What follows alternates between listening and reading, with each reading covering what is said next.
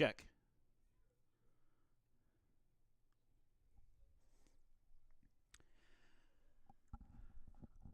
Hi, everyone, and a pleasant good evening to you wherever you may be. I am Tony Abatey, and we made it here to Coffeyville tonight.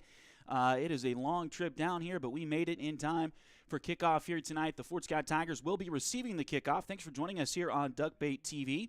We will try to get everything squared away as far as your screen and everything like that here momentarily, but hopefully you're hearing us at least. And we are excited to be here tonight for this one as the Tigers are going to wrap up the regular season tonight against the Coffeyville Golden Tornado. Kickoff is deep, taken by the Tigers back there about the 2 or 3 yard line.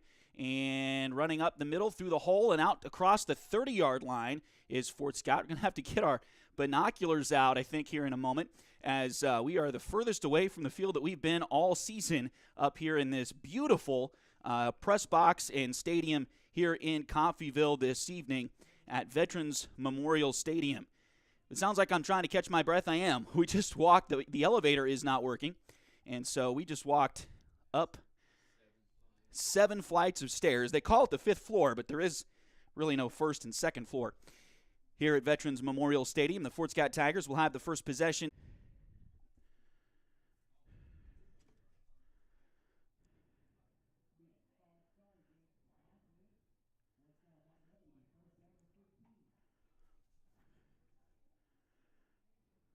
So, penalty against the Tigers there. That's going to push him back 5 yards for the false start. Here goes a handoff to Jasper Allison. He's going to get that penalty yardage back and a few more as he's out across the 35. They'll mark him at the 36.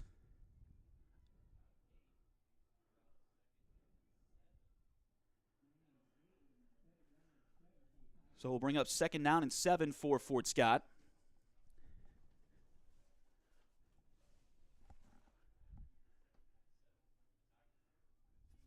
Send a man in motion.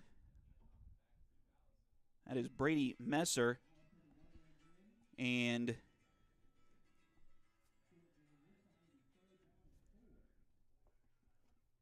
they give it to Allison, and he's going to get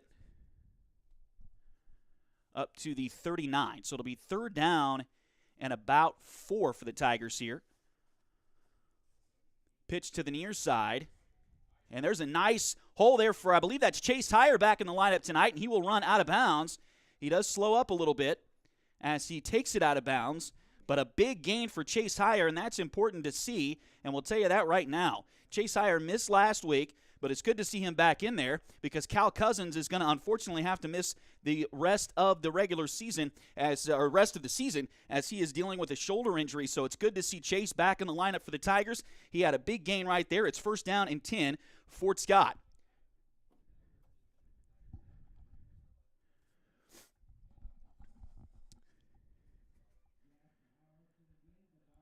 They give the ball to Allison.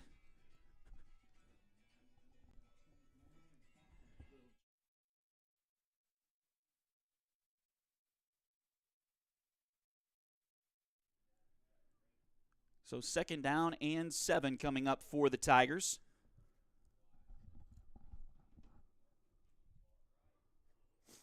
They will keep it with Lennox around the right side, and he's going to be really close to the 1st down marker. We'll see if he has it.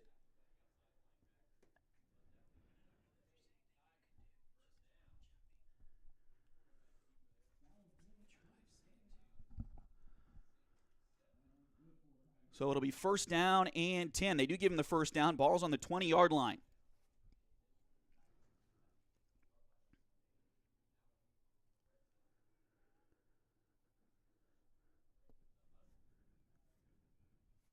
Big formation here for the Tigers. They hand it off to Jasper. He goes right up the middle and over a couple of Golden Tornado players, and he will get about 6 yards on the play.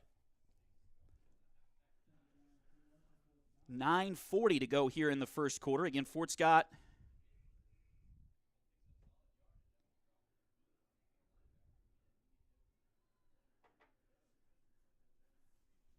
with the first possession of the game here. Handoff.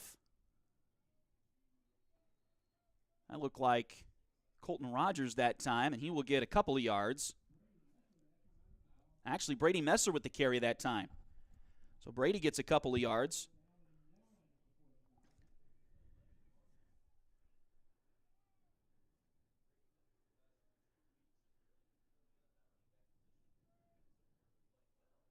And they go with a heavy formation to the right. And it's a keeper with Lennox, and he will get the first down. He needed the 10. He's going to have the 9. So first down and 10 for the Tigers. First and goal for the Tigers, rather. Again, ball at the 9-yard line.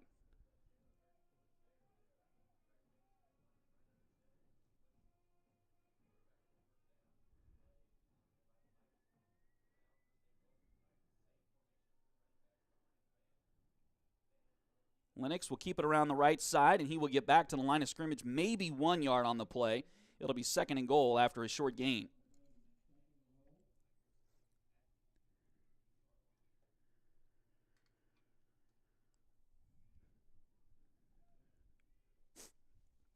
He got about a half a yard that time. Lennox coming in on the season with 70 rushing attempts. Again, he didn't play every game at quarterback for the Tigers. Sat out the second half in Paola. Didn't play at all in the Springfield Central game in week 2. With 70 attempts for 397 yards on the ground. They're going to hand it off here to Jasper. Tried to get it to the second man through, and he gets stood up at the line of scrimmage and maybe lost a yard. Lennox again so far this season, just over 5.5 yards per carry, just over 66 yards per game, 5 touchdowns, all of that on the ground. Through the air this year so far, he's completed 46% of his passes for 653 yards. Of course, the big game coming against Chanute 2 weeks ago. 7 touchdowns through the air as well. We'll see what they do here on third down and goal from the 10. They're going to pitch it to the near side, try to get it to Chase, and he will get taken down. Looked like he might have been able to pop it. If he could have popped it to the outside, he may have had a lane, but he tried to go through the lane in the middle, and unfortunately, he only got about a yard or 2.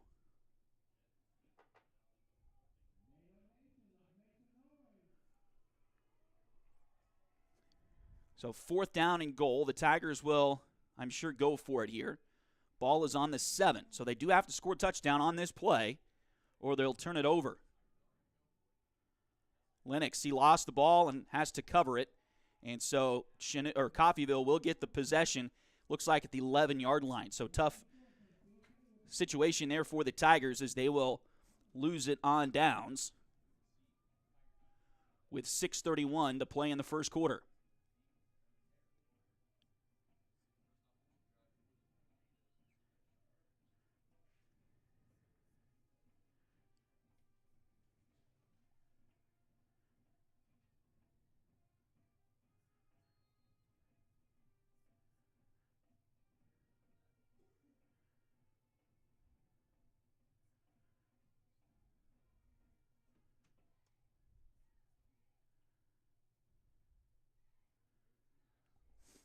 So first down and 10 for Coffeyville. They're going to try a reverse here. Come to the near side. And the tailback's going to get over the 20 and out to the 30 before he's taken out of bounds. So they caught Fort Scott napping just a little bit.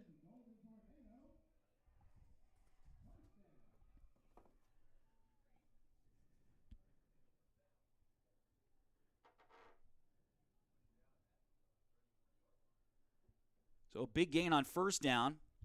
Gets the ball out to the 30-yard line.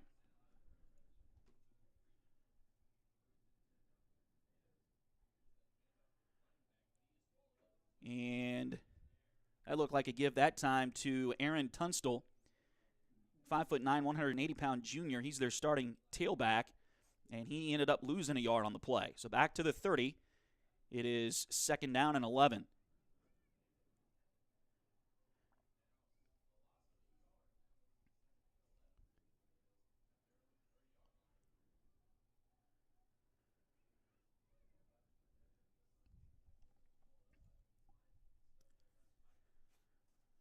Starting quarterback is Axel Earn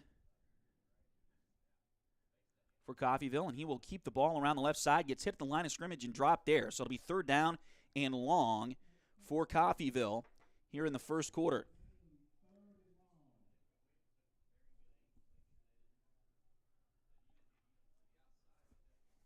So 3rd down and 11 coming up for Fort Scott.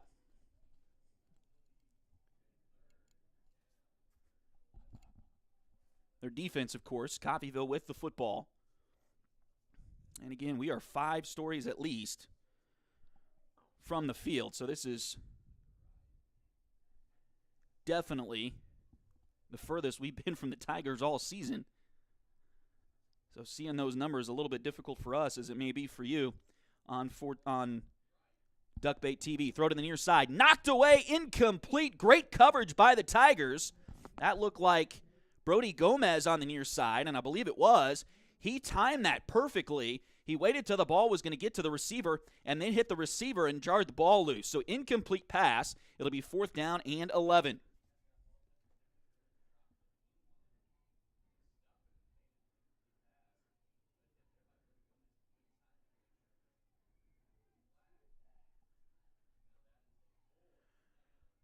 And so looks like the punter, Braden Gilfillan, is on here, at least in punt formation. Play clock down to 7. And Coffeyville doesn't have everybody on the field yet. And for some reason, they've reset the play clock. The play clock was down to 7. They were running somebody on late, and they reset the play clock to 40 seconds. Oh, and a muffed punt. And did Fort Scott get back on top of it? No, they didn't. Lennox Van back to receive the punt tonight, and he came up on it but muffed it, and that's the second time Fort Scott has muffed a punt this season, as Coffeyville will recover the ball at the Fort Scott 37-yard line. Fort Scott, of course, muffed a punt against Independence back in week 3. That one was a very short punt. In fact, it would have been a negative yardage punt had it been complete, or was a negative yardage punt for Independence. So they didn't get a lot of coverage to gain on that punt. But Fort Scott gives it back to Coffeyville inside the Tiger territory. Now they'll give it to Tunstall. He'll run around the right side and steps out of bounds. Chased there by Colton Rogers.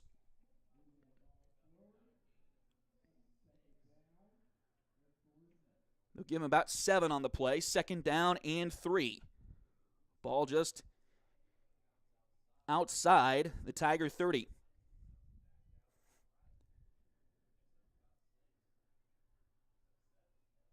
Tunstall in the backfield.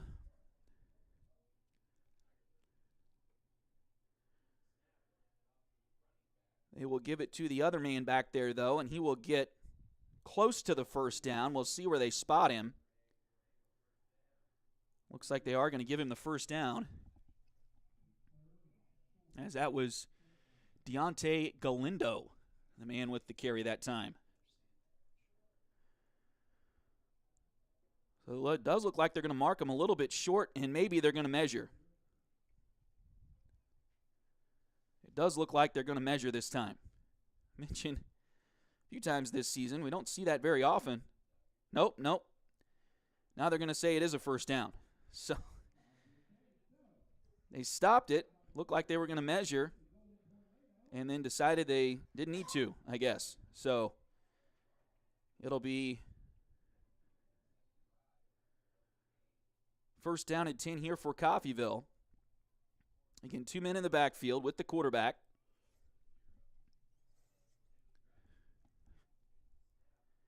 That quarterback is Alex Earn, and they hand it off to Tunstall that time, and he's going to get maybe a yard on the play, but not much. It'll be 2nd down and long here for Coffeyville.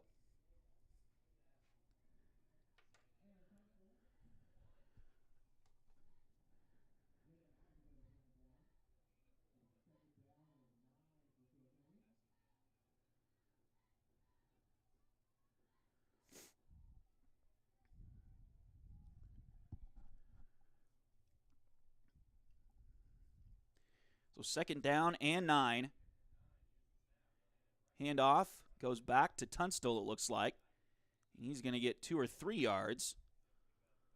It'll bring up 3rd down and about medium range.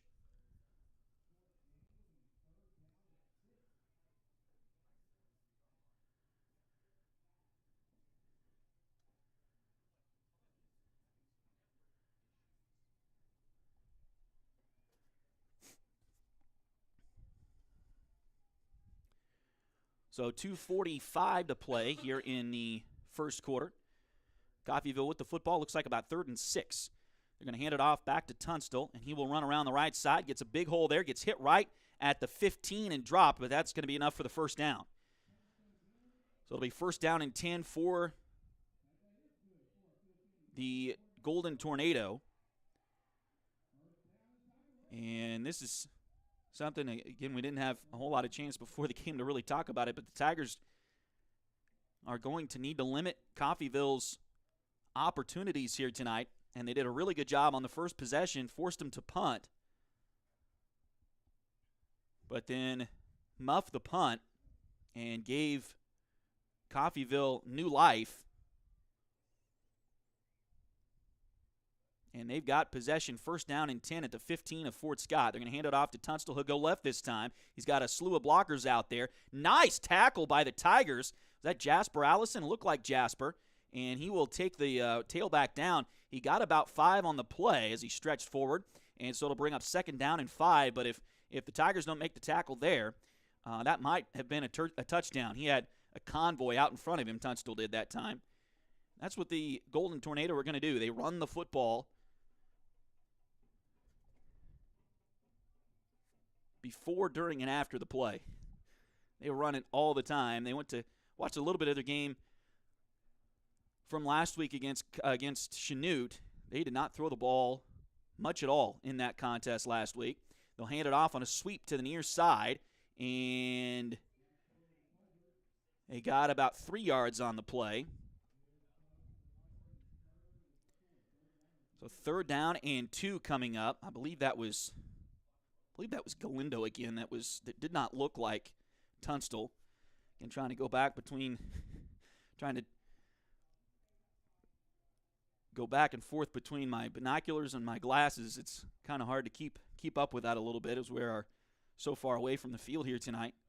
But we are in a really nice press box. I got to say that. Here's a handoff up the middle, and that is Aaron Tunstall. He will be taken down before he gets to the end zone, but he got the 1st down. The ball is going to be, I think, at the 1-yard line. So 1st down and goal here for Coffeyville as we enter the final 30 seconds of this first quarter.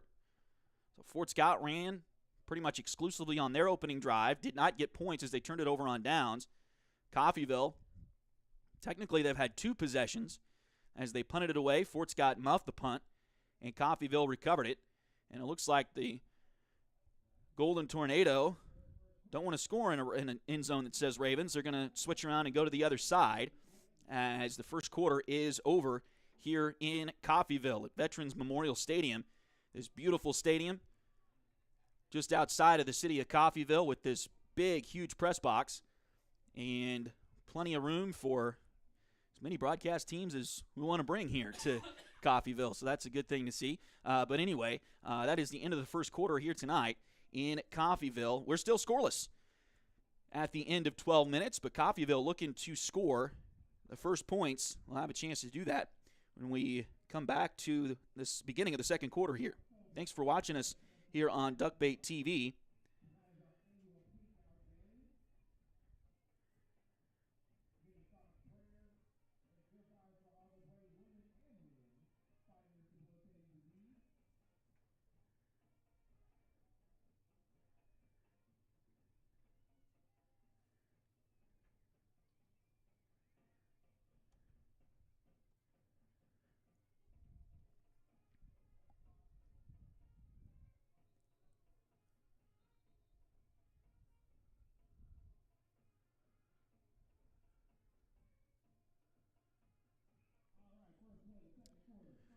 Coffeyville will come out for the first play of the second quarter, and it's going to be 1st and goal at the 1.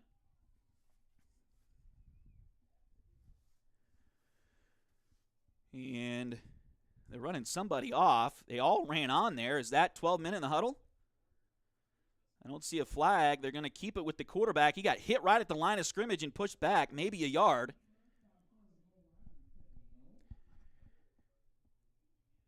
So that will, well, they're going to say he got back to the line of scrimmage. So it'll be 2nd and goal from the 1.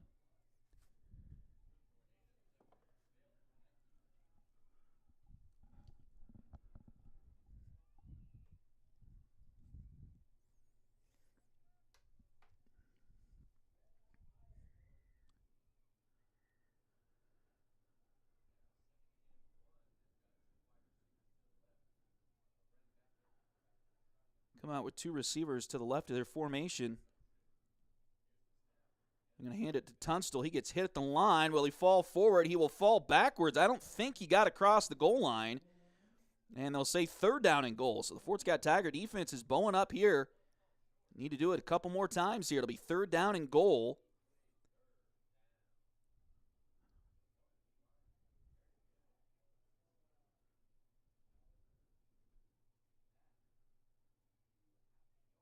Again, thanks for joining us here on Duckbait TV. We've got some fun things going on as we move throughout the remainder of the fall schedule here.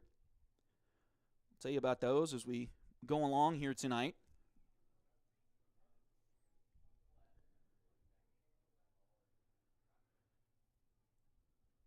Handoff goes to Tunstall. He's going to try to get the outside and will. Gets into the end zone. Fort Scott tried to string him out but couldn't do it quite enough, and Coffeyville will get the first score of the ball game.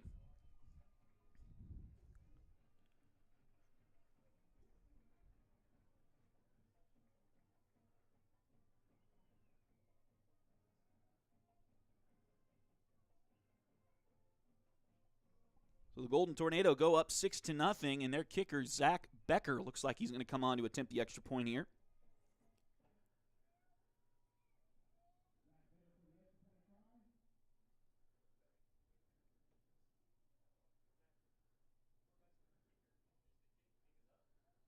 And the kick is good. So Coffeyville takes a 7-0 lead here in the second quarter. There's 10:22 remaining here in the second quarter.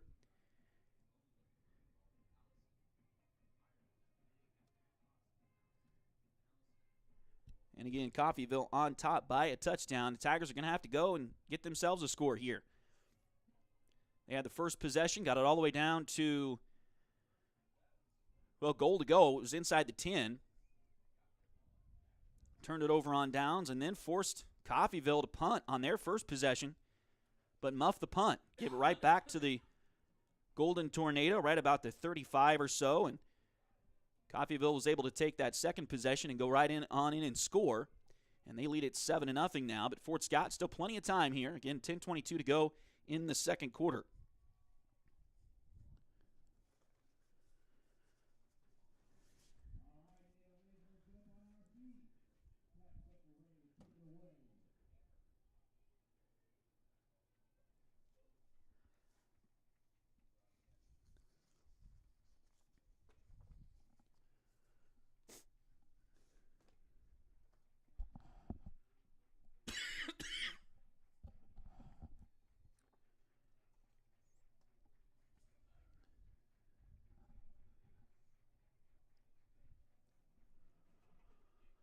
Kick is a deep line drive, and that's going to go through the end zone. Looks like there is a bit of a breeze coming out of the south tonight, which would be the back of Coffeyville's kicker on that particular kick, and it goes through the end zone for a touchback. So the Tigers will start on their own 20-yard line. Again, 10:22 remaining here in the second quarter. And again, Fort Scott really needs to get a score here and keep up with Coffeyville. They've got a dynamite offense if they let them get some momentum and get going here.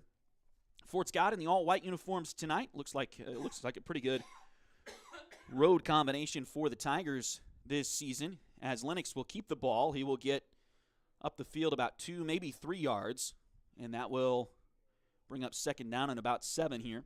Coffeyville, of course, their school colors are purple and gold, so their uniforms, of course, are all black with white helmets.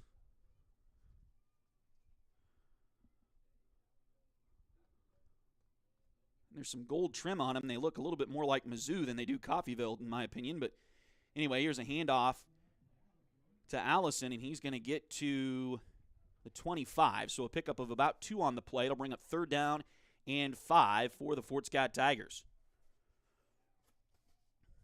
Jasper coming into tonight, he's rushed it 67 times. 23 of those were last week against Spring Hill. They really used him a lot last week. 317 yards total. He was nearly 100 yards in the game against Springfield Central earlier this season. Chase Heyer gets to the outside. He will get the first down, and he will get out across the 35, close to the 40. And you can tell Chase, not sure what the injury was a week ago, but he is definitely not running quite as quickly as Chase Heyer usually does. But Tigers need him in there right now. No Cal Cousins for the remainder of the football season with a shoulder injury. So they need Chase and as many guys as they can get in this lineup to go for the Tigers. Lennox will keep it across the 40, but not much more than that.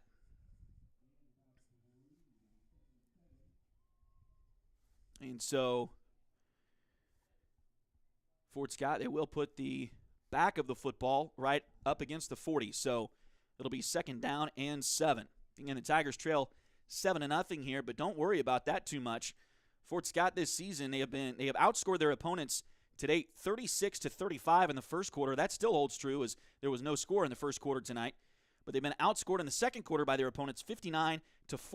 They have outscored their opponents in the second half, however, this season, scoring 61 points in the third quarter and 63 in the fourth quarter.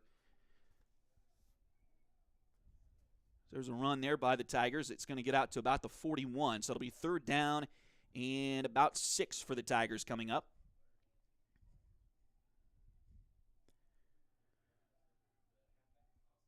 So they've scored a total of 209 points so far this season. Just over 120 of that was in the second half. Has been in the second half so far. Lennox going to roll to the right side. He will get out to the 43, but he needed the 47, so it'll be short of the first down. It'll be 4th down here for Fort Scott, and it looks like the punting unit is going to come on. 7:27 to play. The clock continues to roll here. And that means we'll get to see Colton Rogers this evening. He's got 14 punts on the season, total of 458 yards. That's an average of almost 33 yards per punt. His longest was 47 so far this season, and he's had 4 down inside the 20. 2 of those were down at the 4-yard line against Independence a few weeks ago. He'll be kicking into the wind here, it looks like, and he got it off the side of his foot a little bit. It's going to roll out of bounds about the 35 of Coffeyville. So that's where the Golden Tornado will have possession, their 3rd of the game. 6:55 to go here in the second quarter.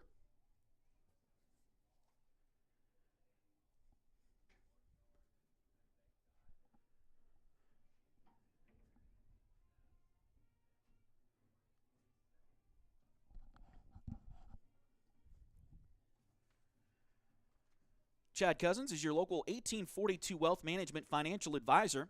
Contact Chad for more information by email at chad@1842wealth.com or call Chad at 620-215-9240. Back in action on the field as Coffeyville will hand it off to Tunstall. He'll go around the right side, gets hit and knocked out of bounds. Looked like Ty Marbury over there on the far side forced him out. So it will be a gain of about 5.5, 6, maybe 6.5 really.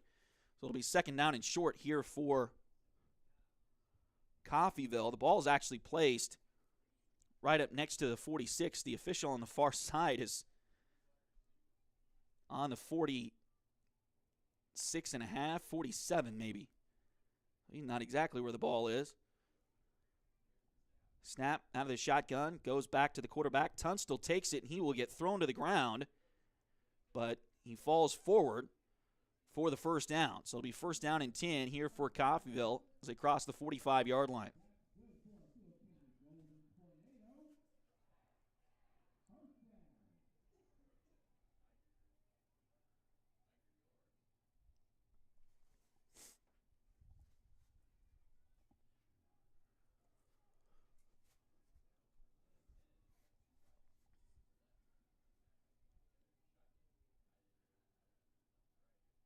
throw it to the near side. It is caught. That's the first pass we've seen tonight from either team. And it is caught, and it's going to be taken out of bounds. J.C. Gross with the tackle, but Coffeyville with the cane, and it's going to be enough for a first down. Looks like Amir Luton with the catch that time.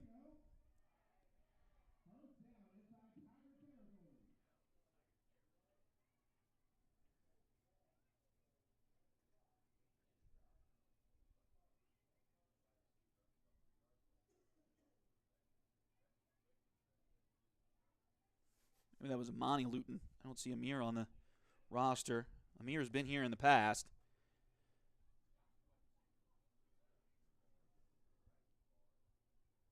Handoff this time goes to Tunstall, and he will move to his right. Got a couple yards, but that's about it. Fort Scott was able to get him down fairly quickly.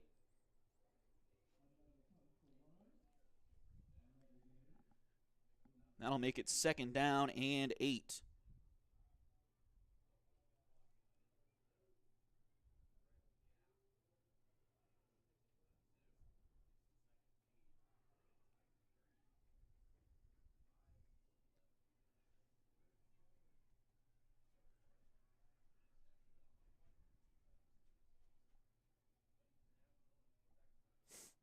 Five and a half to go here in the second quarter. Quarterback's going to take it out of the shotgun, try to throw it up the right sideline, and he's got his man, and it's caught for a touchdown. He got behind Cedric Martin.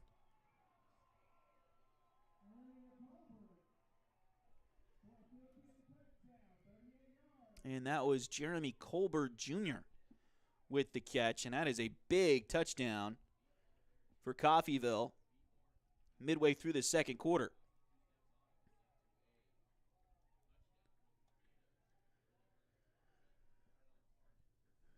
So they will come out and try the extra point again here.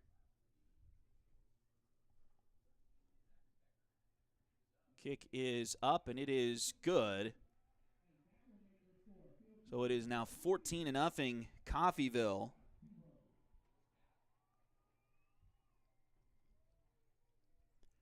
With 5:24 to go here in the second quarter. So a tough start here for the Fort Scott Tigers.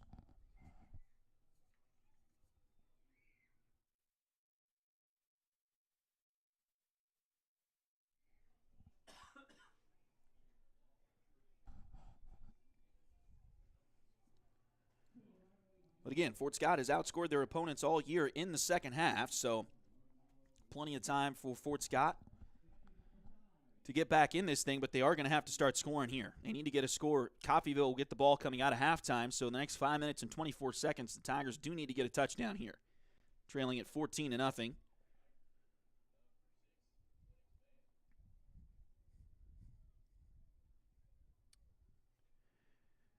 So it looks like Lennox is back to receive the kick here. He's flanked on either side by Ty Marbury.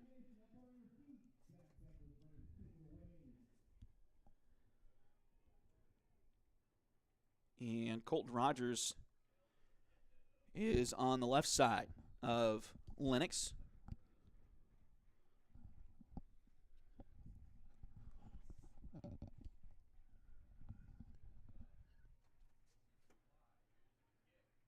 Zach Becker doing the kicking here for the Golden Tornado, and he will get it through the end zone once again. So second touchback for Coffeyville.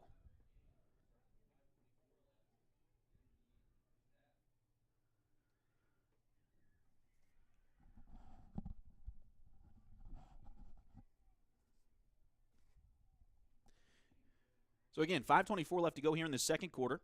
Fort Scott trails at 14-0 here to Coffeyville. We've got the ball on their own 20-yard line. They've got all 3 timeouts remaining. Handoff goes to Chase Heyer, and he will get hit right around the line of scrimmage, maybe even pushed back a yard or two. So it'll be 2nd down and long coming up for the Tigers.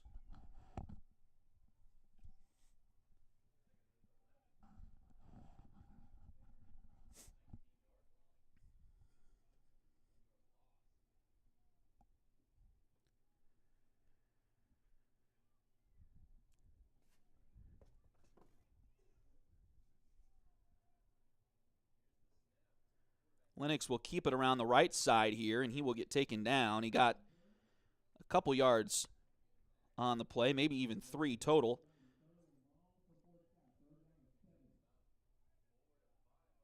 So third down, we'll say about 7.5 here for the Tigers coming up. But again, they really need to – they moved the ball very well on the first possession tonight. Got all the way down inside Coffeyville territory. And then the Golden Tornadoes stepped up on defense and forced a turnover on downs. Now Fort Scott will call their first time out here with 4:14 to go and have a chat.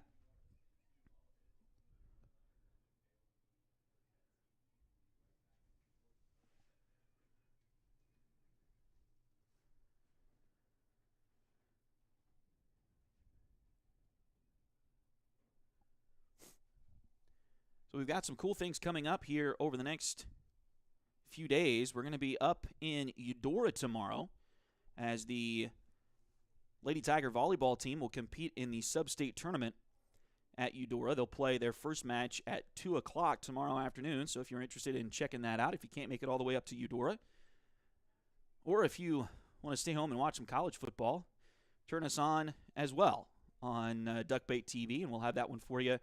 Again, the ladies start at 2, so we'll be on the air about 2 with that broadcast. So don't forget to check out Duckbait TV tomorrow for that sub-state volleyball. If the ladies win, we will have their second match as well. Throw to the right side, or left side rather. It's a back play screen caught by Jasper Allison. He's going to get the first down. What a great play by the Tigers. They ran everybody to the right and slipped Jasper out to the left, and he's able to catch the screen pass and move it down the field for the first down.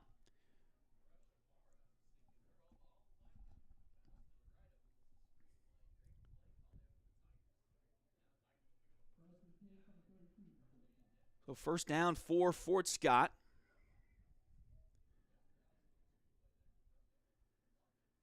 They don't have the chains stretched out quite where they need to. See if they can get that fixed. Here's Lennox. He's going to keep it and gets hit right at the line of scrimmage, and that's about all he'll get. 3:30 to play as the clock continues to roll here in the first half. Had a pretty quick first half here tonight.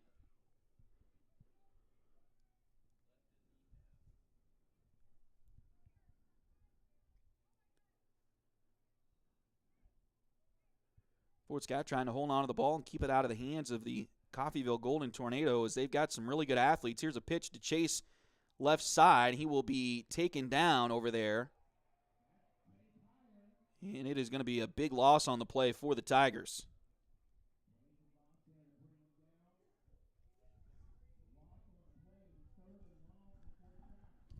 So back to third down, and they're behind the sticks again at third down and long. Ball on the 25-yard line. They got to get it all the way out to the 42. We'll call it third down and 17.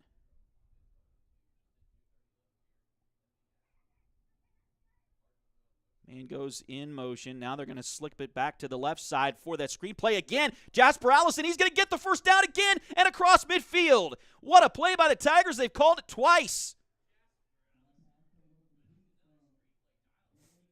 Not sure if anybody else could hear, but I could hear I believe the Coffeyville coaches are right next to us, because somebody right next to us was saying, watch out for the screen, and the Tigers ran it to perfection again. First down and 10. They do put the ball at the 50-yard line. Handoff goes to Jasper. Tried him through the air. They're going to try him on the ground this time, and he's going to get 3, maybe 4 on the play. So that'll bring up second down here. Clock continues to roll. Under 2 minutes to go here in the second quarter. Again, Fort Scott has 2 timeouts remaining. They took one just a few moments ago. So they've got 2 to go.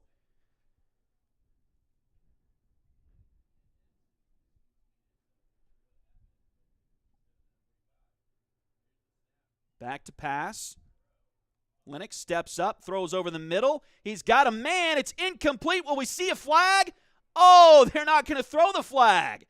It sure looked like Ty Marbury got pulled and held on that, and the coaching staff for the Tigers is out on the field yelling about it. And the official was thinking about it. He had his hand in his pocket, but decided against throwing it for whatever reason. Sure looked like a hold on Coffeyville that time, and now we've got another timeout, and Coach is going to talk, and Coach Graham wants to talk to the official about it. he had his hand. Maybe he was just adjusting his belt, but it sure looked like he had his hand in his pocket ready to pull that flag out. And I don't know if he just couldn't find it quickly enough, or if he just thought about it a second or third or fourth or fifth or sixth time and decided against throwing it. But either way, it doesn't get thrown, and the Tigers will have a 3rd down and 7 coming up here after the timeout.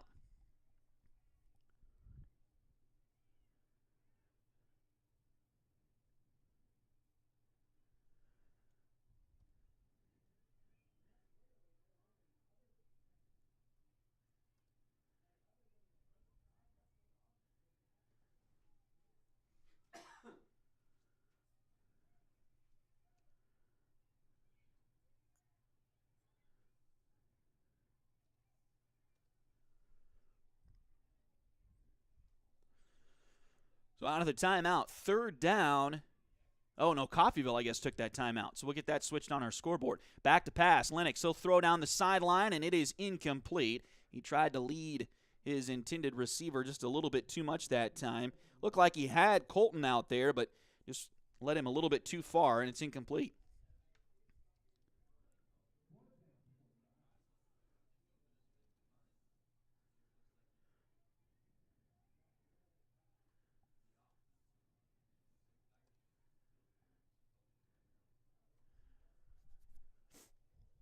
So it is 4th down now for the Tigers.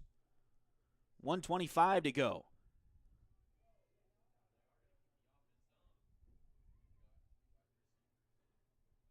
One receiver to the left of the formation, 2 coming back to the right, and then there's a man on a blitz, on a lone blitz. They'll throw it to the near side, and it's intercepted.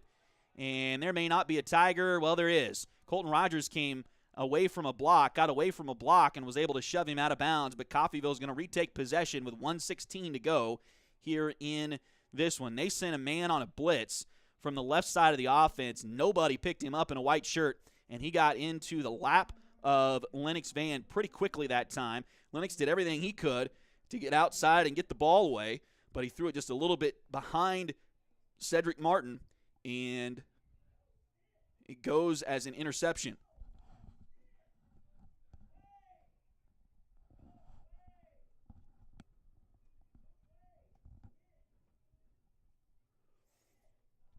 So again, 1:16 left to go here in the first half. Coffeyville will retake possession at the Fort Scott 40-yard line. Quarterback will keep it. He waited a little bit, but then keeps it. He'll get to the line of scrimmage, and that's it.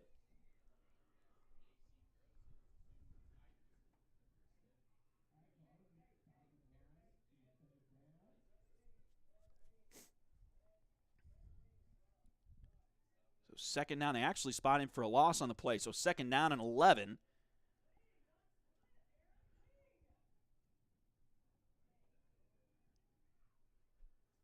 Three receivers to the left for Coffeyville.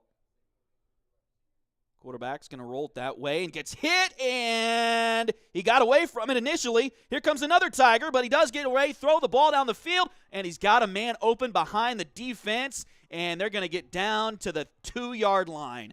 My goodness, we got a flag down in the backfield. That may be a face mask on the Tigers. We'll see. As it looked like JC's hand got up around the neck area of the quarterback. They are going to say personal foul, face mask on the Tigers, so they will decline that penalty, and it'll be 1st and goal with 28 seconds to go for Coffeyville. Football is going to be at the 2-yard line, about the 2-yard line.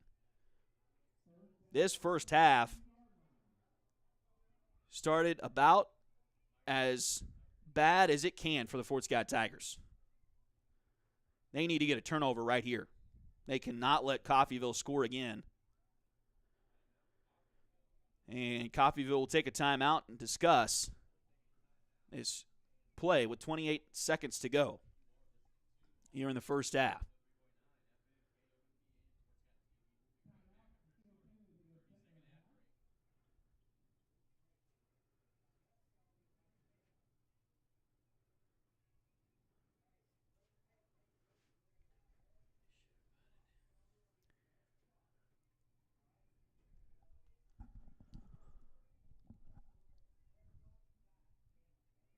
So again, second timeout called by Coffeyville here.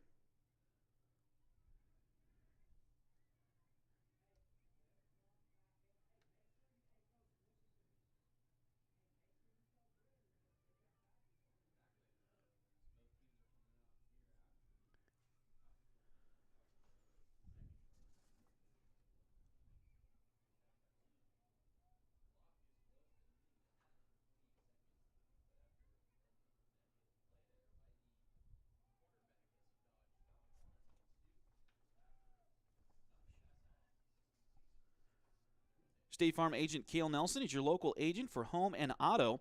Contact Cale for a quote.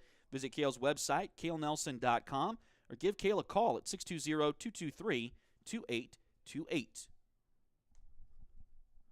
28.5 seconds left to go here in the first half. And the play is run. I think the quarterback kept it that time, and he's going to get in the end zone.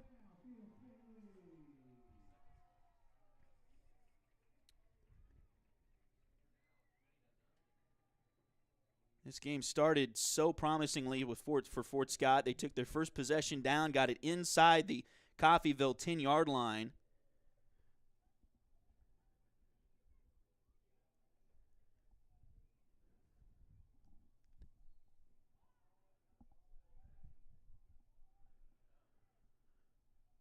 But then turned it over on downs, and it's been all Golden Tornado since then.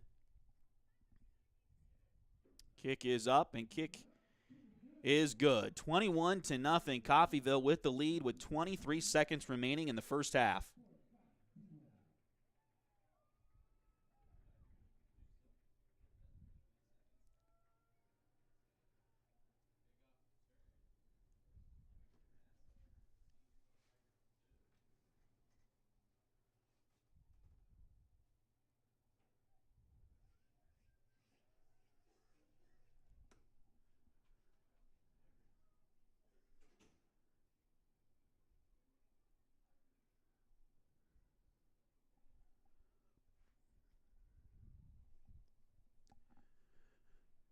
So Fort Scott will get the ball back here.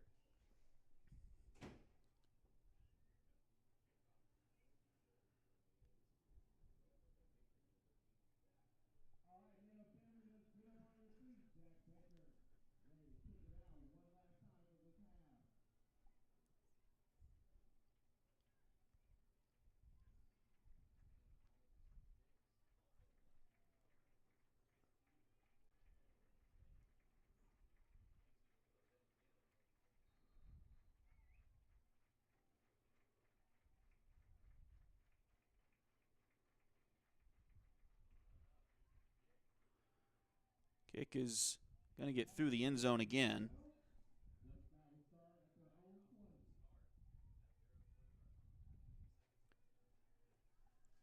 So another touchback here. So Fort Scott will have possession on their own 20.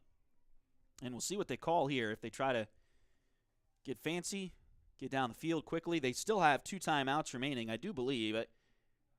Coffeyville has taken 2, so they're down to 1. Fort Scott still with 2. So Fort Scott, if they can get a big chunk here, call timeout.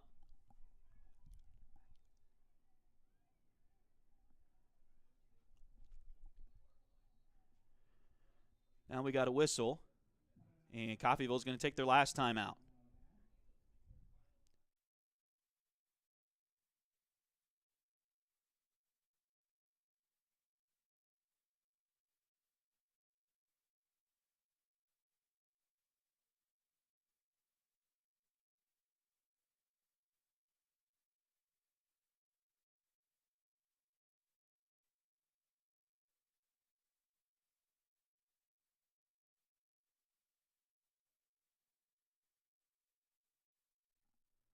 So 23 seconds remaining, and Coffeyville just took their final timeout.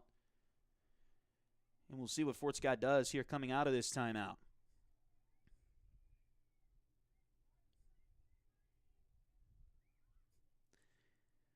Somebody from the bleachers just yelled out, "Watch out for the screen." It's been Fort Scott's best play tonight. And and Fort Scott will take a knee. So they're going to go to halftime, regroup a little bit, see what adjustments they need to make, and come back out for the second half here. As, again, Coffeyville leads this one 21-0. And, again, the Golden Tornado will have possession to start the second half. So Fort Scott will need to come out and get a stop on the first possession and see if they can turn the momentum of this game around at that point. Take a short break as halftime gets started here. Again, don't go anywhere, as we're going to have a fun second half. Feeling good about the second half here from Coffeyville. You're watching Fort Scott football on Duckbait TV.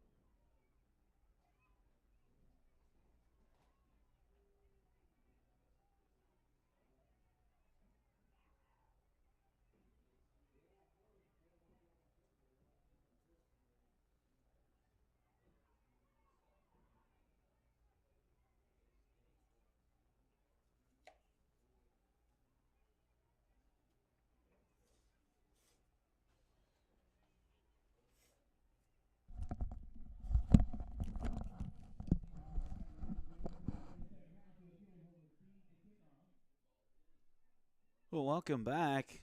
I guess they've already put the extra 3 minutes on the clock and have run through them. It was a long halftime show there for Coffeyville, but we're just about ready to get things back underway here tonight on Duck Bay TV. Thanks for joining us tonight.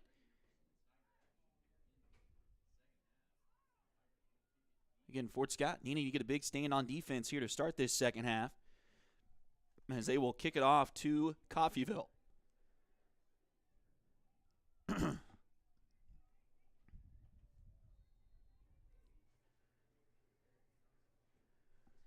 And just like that, we're underway. Kick was to the near side. It hit one of the Coffeyville players. I don't think that should be a penalty. It hit one of the Coffeyville players and then rolled out of bounds. The flag came in, but I don't think that should be a penalty because it hit one of the Coffeyville players. I think that negates it. Maybe not.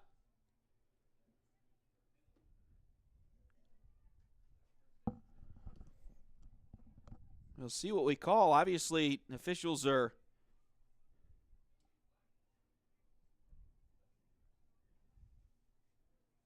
yeah, and they're going to say no, and that's the reason. It hit one of the Coffeyville players essentially, not intentionally, but essentially Coffeyville is the one that made that go out of bounds, so it shouldn't be a penalty on Fort Scott. So they'll get it where it went out of bounds, which is the 27-yard line. First down and 10. Thanks for joining us back here on the third quarter as Fort Scott tries to get back in this one, trailing 21-0 to Coffeyville here this evening.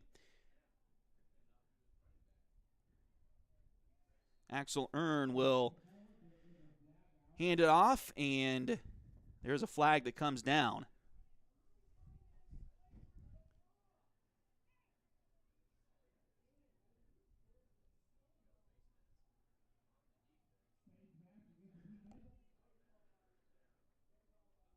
And they call a face mask on Fort Scott. Sure looked like that was going to be a hold on Coffeyville, and the Coffeyville coaches next to us thought the same thing.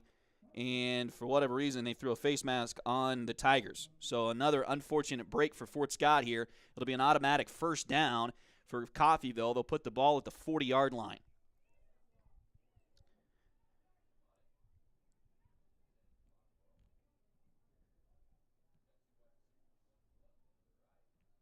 And Fort Scott jumped early.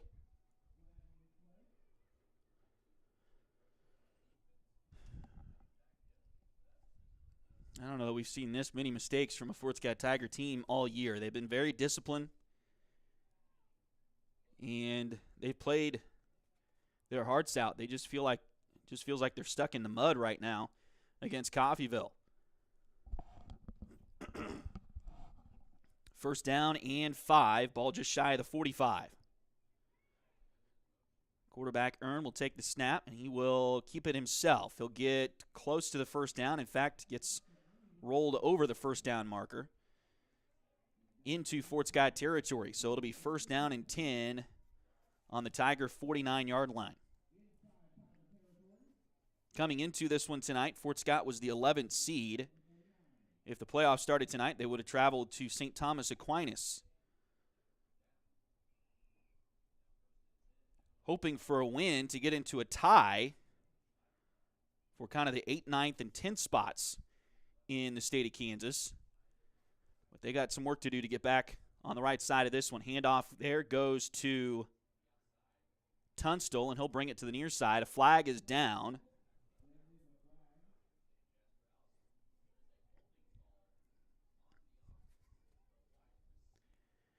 So a hold is going to be called on Coffeyville. That'll push him back here. It'll be first down and right around 20, I think. We'll see how far down the field the hold was. They'll put it back at the Golden Tornado 42-yard line. So first down and about 18 or so.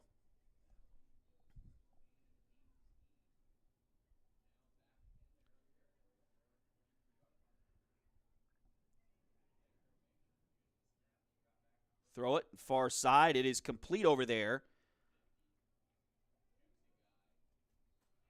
And it'll be enough for the first down, I believe. It's right close to the sticks.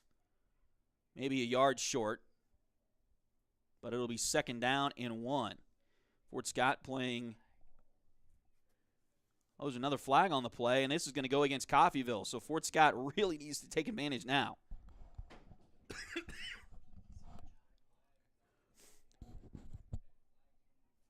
So penalty on Coffeyville.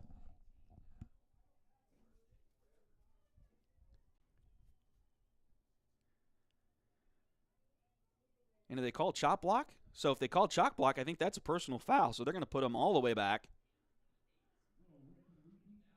I think that's what that motion is. So it's back to the 32-yard line. We'll call it the 33. It's kind of in between the 32 and 33. And again, that's on Coffeyville's side of the field. They've got to get to the Fort Scott 39. It's still first down, though, but first down at about 28. Send a man in motion right to left across the offense. And the quarterback will hand it to Tunstall. He'll go to the left. And he's got a huge hole over there, and he to the 50, 40, 30, and will not get chased down from behind, and he will get into the end zone, and they're just going to let him strut across the goal line with nothing. Usually that's an unsportsmanlike conduct penalty in high school. Not supposed to be able to do what the NFL guys can do as far as the celebrations and whatnot, but they let that one go, and it's a touchdown for Coffeyville.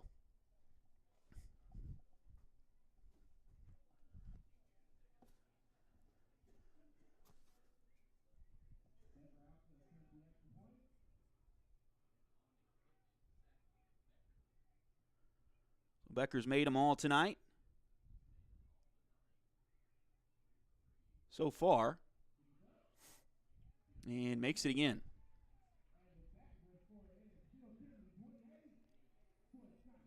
So 28-0.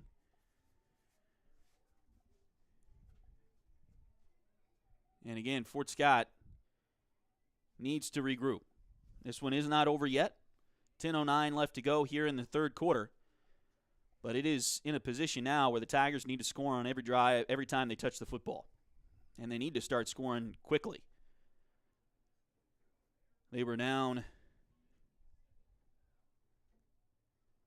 was it 21-0 or was it 28-0 at Paola? Came back and got within a touchdown at the end of that game. They trailed 20-0 to Chanute just 2 weeks ago before making a big comeback and taking the lead 28-21 late in that game. So they can do it. And as I mentioned, coming into tonight, the Tigers have scored 209 points total, and 124 of those points have come in the second half. But they need to get going quickly. And they have only stopped Coffeyville's offense once, and that resulted in a muffed punt that gave the Golden Tornado the ball right back, and they were able to score on that second possession.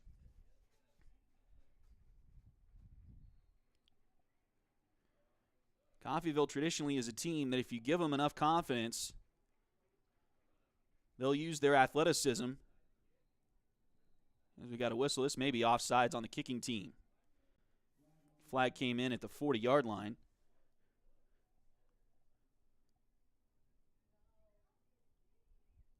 But if you can get Coffeyville behind early, a lot of times they'll kind of fold in on themselves. But that wasn't the case here tonight. Tigers had the opportunity. They took their first drive all the way down inside the Coffeyville 10. Unfortunately, turned it over on downs. And then that could have been a touchdown. Then they get the 3-and-out, or it wasn't a 3-and-out, but they forced a punt on the first Coffeyville drive. They get the ball cleanly there. They could have been up 14-0 in this game fairly quickly. And at that point, usually Coffeyville teams, for the most part, start questioning themselves and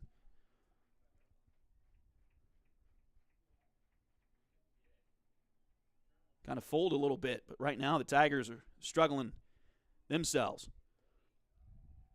Looked like Lennox taking the kickoff that time. He'll get out to the 29. So that's where Fort Scott will start with this possession.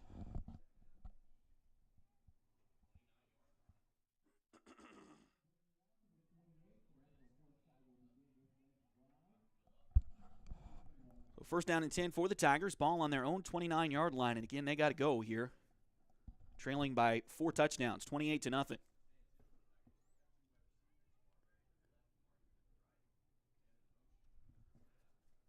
Fort Scott going to hand it off, looks like to Jasper again that time. And he will get a few yards up the middle, but not much. Well, actually, they gave him more than I thought they were going to. Gain of about 4 on the play.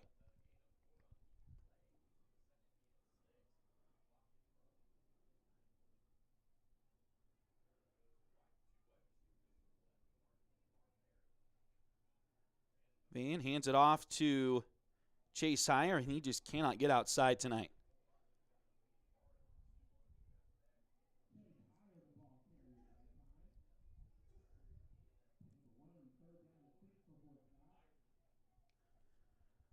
Third down and about 5 on the play. They'll give him a yard.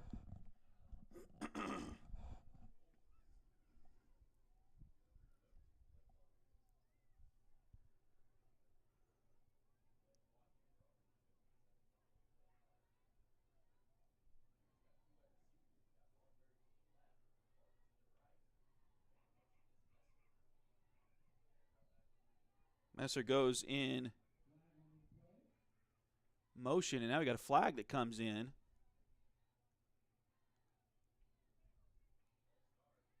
Call a false start on Fort Scott? Surely they didn't call that on Brady. Fort Scott has been doing that motion all year long. Hopefully they call that on somebody else.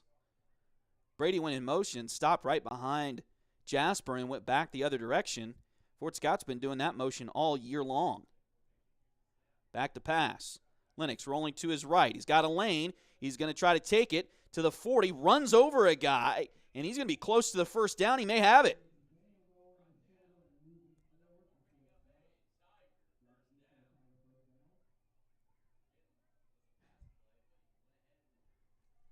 Coach Graham pulled him aside, and he said, you know what, I love your toughness, probably.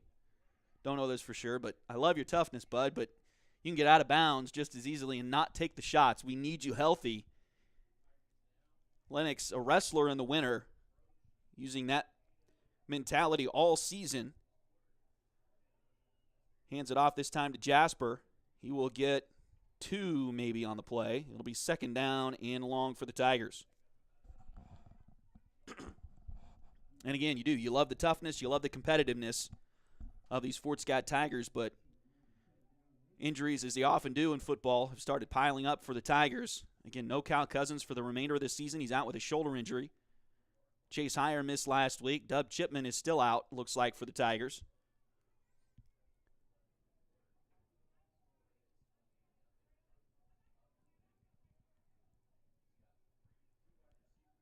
Dub looks like he's at least not on crutches this week. He was on crutches last week on the sideline. Brady Messer with the carry, maybe a yard on the play. It's going to be third down here.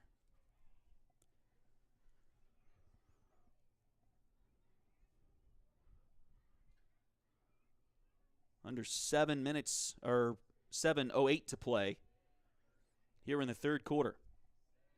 Again, Fort Scott needs 4 scores here, trailing at 28-0.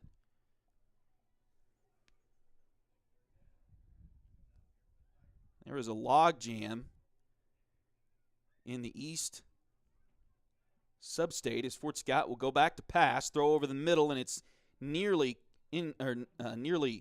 caught there. It looked like by Chase Heyer, intended for Chase Heyer, but it's going to go incomplete. And Fort Scott will send the punting unit out. So again, Fort Scott, if they could come back and get the win here tonight, it will most likely be in a logjam at the 4-4 spot. That could involve 6 teams. Good kick here for Colton Rogers. Is going to be back. Another one inside the 20, but there's a hole to the left or to the near side for Coffeyville, and he's going to be taken down. Did he go out of bounds? Sure looked like he went out of bounds at around the 40. They didn't call it that way, and so he kept going to the 50, and he's going to get across. They'll put it down inside Fort Scott territory. It sure looked like he went out of bounds, stepped out of bounds, was forced out of bounds by the Tigers right around the Coffeyville 40, but they will put it down at the 49 of Fort Scott. So some more tough luck here for the Tigers.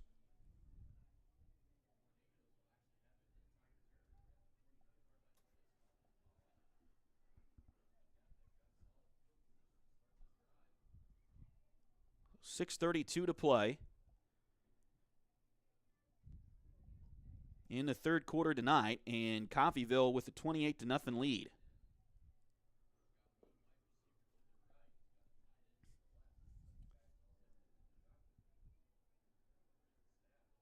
They'll throw it near side, and it's incomplete off of the hands of the receiver on the near side. He was trying for Keyshawn Hayes. Didn't play a lot of receiver last week in their game against Chanute. But he's in there at that position tonight. Handoff goes to Tunstall, gets hit at the line and forced backwards. Looks like he maybe gains 1, maybe 2 on the play. It'll be third down and long here for the Tiger defense, and they really need to force a fourth down here on this one. Clock rolling towards 6 minutes to play. And again, Fort Scott in dire straits here. Our offense has really struggled in this game ever since the first possession.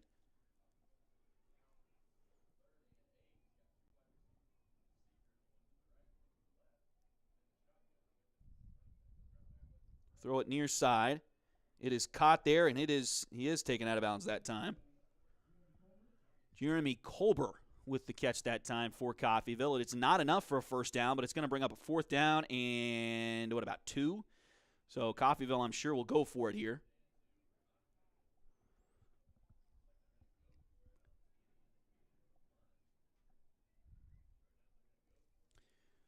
Fort Scott, again, needs to stand strong here. Get this ball back.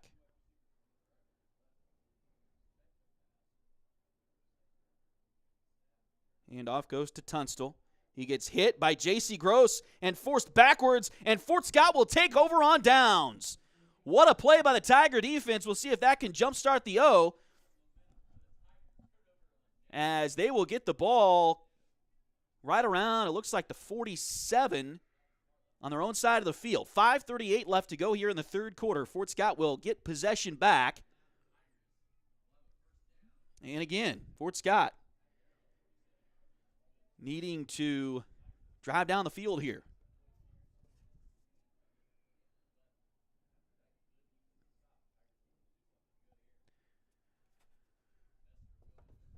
Back to pass is Lennox. He'll throw it down the field, and it's incomplete. He's trying to get it to Ty Marbury down the seam, and it's incomplete. Again, Fort Scott, if they can come back and get the victory here tonight, an oddity with the way that Kansas does the seedings, if Fort Scott were to win here tonight, they would be 4-4, and Coffeyville would be 4-4. Coffeyville would be, I don't think they'd be in the top 4, but they'd be in the top 8 on the west side and host a game, probably the 5th seed. Fort Scott would be 4-4 and likely the 9 or the 10 seed. So obviously better teams in the east side than the west side this year. Back to pass. Flag comes in. It is incomplete, intended for Chase Hire, and went through his hands, but a flag is down as well. So we'll see what the flag is about.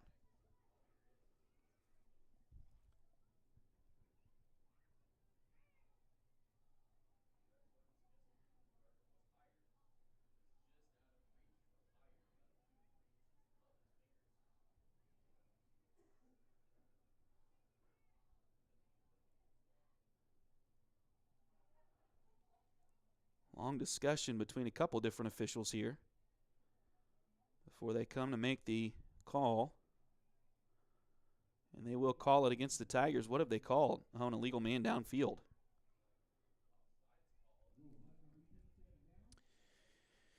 So tough one there for the Tigers. It'll back them up 5. So we'll have second down and 15 now. They're going to pitch it. Chase is going to try to get free.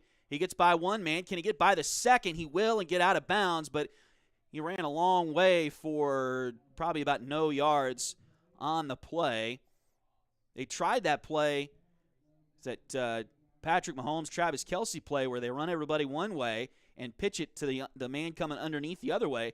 That worked for a touchdown last week against Spring Hill, but Coffeyville was able to read it perfectly and force it into a no-gain situation. And, man, Chase really had to work to get no gain. Somebody came right through the line there, and I'm not sure if he got hit about 4 yards deep in the backfield or if he was just able to get around it. But he got hit and bounced off, or if he was able to get around it. Either way, he was able to get back to the line of scrimmage, but it's third down and 15 for the Tigers. Roll to the right here for Lennox. He'll throw it over that way, tried to get it to Brady Messer, and it's incomplete, a little bit too far. So that'll bring up fourth down for the Tigers. And they will send the punt unit back out there. So since that first drive where the Tigers were able to drive it all the way down and get goal to go inside the 5-yard line, Coffeyville has really suffocated them on defense. So Colton Rogers back out there to punt.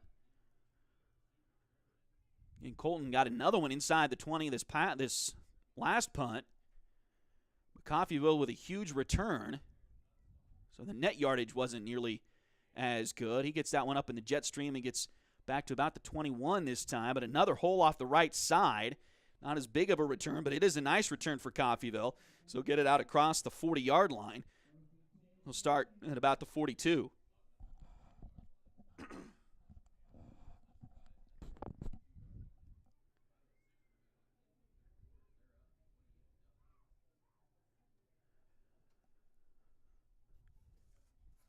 So, again, you start looking at where Fort Scott might end up going next week. Coming into tonight, a win could have meant trips back to Paola, Piper, Basel, Linwood, Tonganoxie. A loss could push them to Miege, Lewisburg, or Chanute, more than likely. But a lot of things are yet to be decided with that. Here's a handoff, goes left side. And did the ball come out? Looked like maybe it came out late, and they're going to give it to Fort Scott. So, again, the defense giving the offense an opportunity. Now the offense has to take advantage.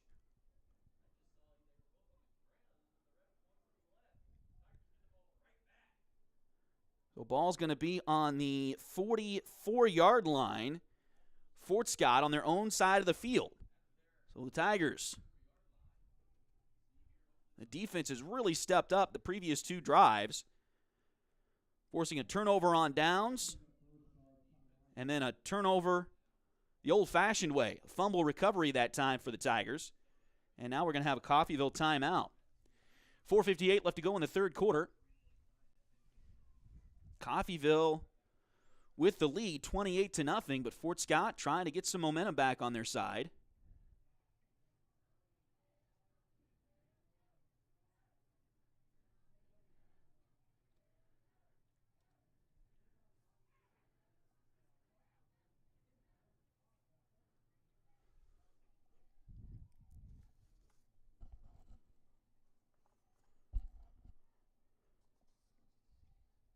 Highway 3 has modern personalized fleece name blankets along with fun and unique personalized gifts.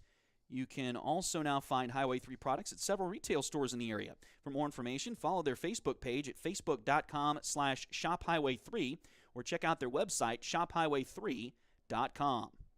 H2 Painting, LLC, the right way the first time. Look them up on Facebook at facebook.com/H2PaintingSEK or call them at 620-605-2769. Fort Scott back in action on offense, and they will take, I believe that was Lennox. No, it wasn't. It was Jasper who got the football that time, and he'll run up the middle for a couple yards on the play, maybe 3. Second down and long for the Tigers. Again, 4:40 to go here in the third quarter. Still some time left, but Fort Scott's going to have to go quick.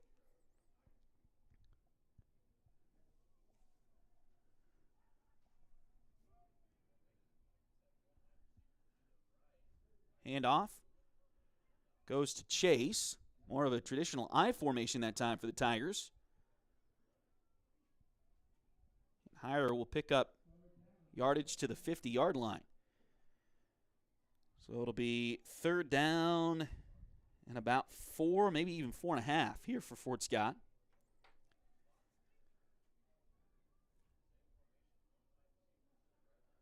Ball just shy of the 50. Handoff this time goes to Jasper. And he will get 2, maybe 3 on the play, but not quite enough for the first down. So it'll be fourth down and short. And Fort Scott in a time situation now is to the point where they're probably going to need to start going for it on fourth down. They bring Colton Rogers in. Looks like maybe a heavy set this time for the Tigers. Also bring Cox in. He's going to line up at the tight end position. And we'll hand it and a whistle. And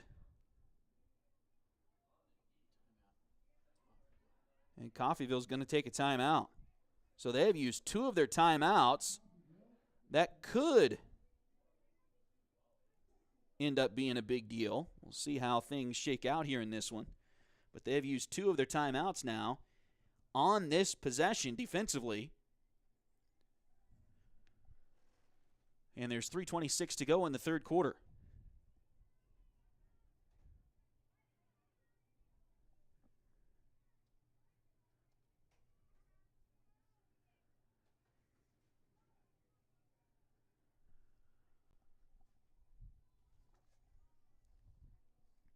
Edward Jones has been advising customers in the world of finance for over 100 years.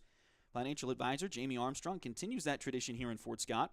Contact Jamie by phone at 620-223-1866 or email Jamie at jamie.armstrong@edwardjones.com. Tigers are going to come out of the timeout. Again, they've got that heavy formation in there.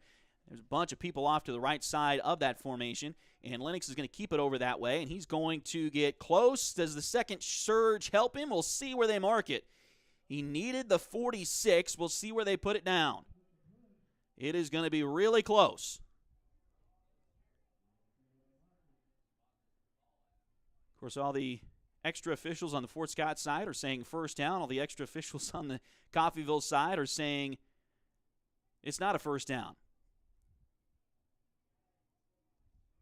They have called for a measurement, but they did that in the first half, and they didn't end up measuring. So let's see. It looks like they are going to try to measure this time.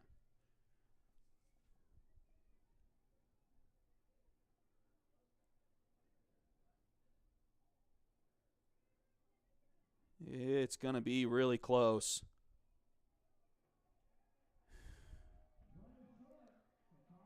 And they say he's short.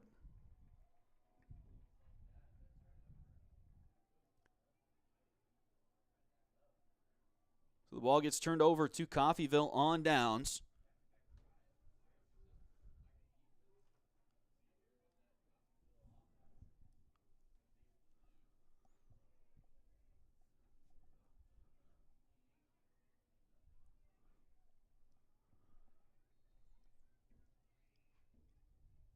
And Fort Scott's starting to run out of time here.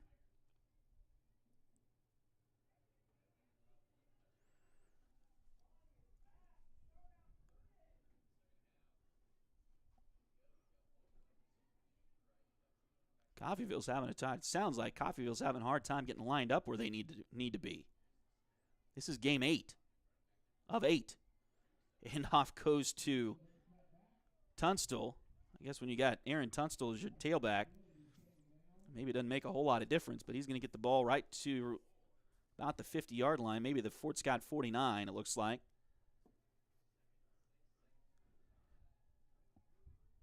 Second down and 5. Just under 3 minutes to go here in the third quarter.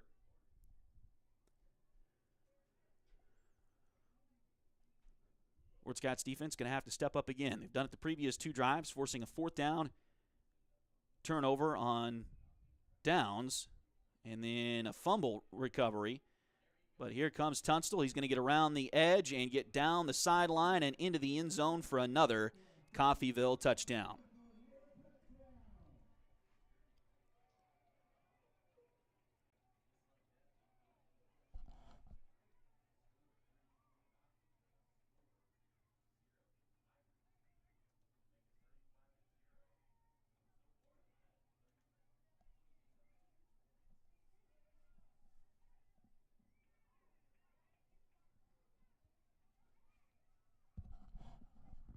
So Zach Becker on to attempt the extra point again. He is 4 for 4 so far tonight.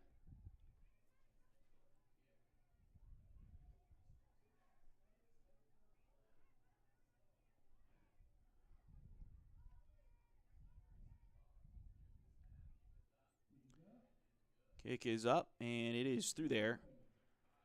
And it is 35-0 Coffeyville with 2:28 left to go here in the third quarter.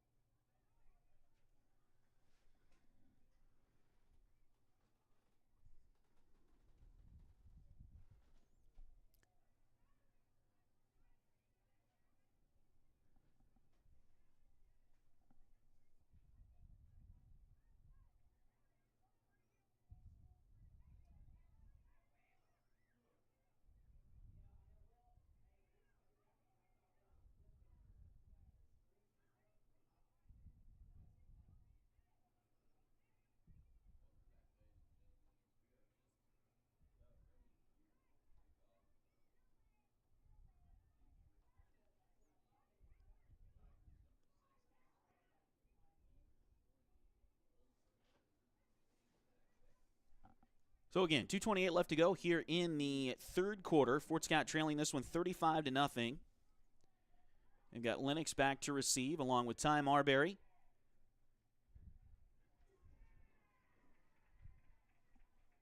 And Colton Rogers.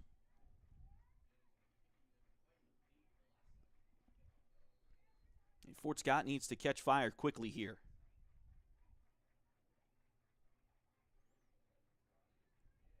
Kickoff will be taken by Lennox at the 2.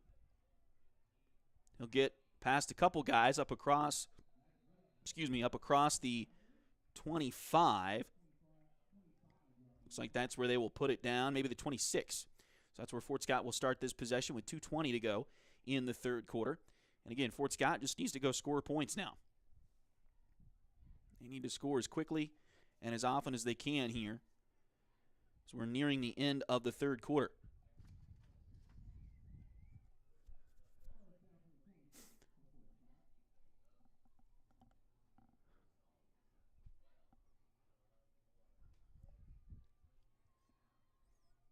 Break the huddle, come out in their regular formation. Again, Chase Heyer out there, but not at 100%. He will get the carry this time. Shakes a couple guys and then gets down. Got hit a little bit late, it looked like there, but no flag down. A gain of about 7 or so on the play. We talked about it earlier. Chase out there definitely does not look like he's 100%, but he's out there giving it everything he's got. Cal Cousins is out for the remainder of the season with a shoulder injury. Dub Chipman is on the sideline. He was on crutches last week. It does not appear that he's on crutches this week, so hopefully that's a good sign. Maybe they can get him back for the playoff game next week.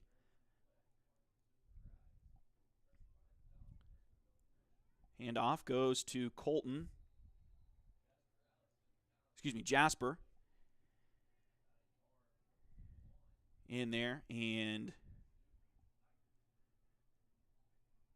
he's going to get a yard, maybe about a yard and a half.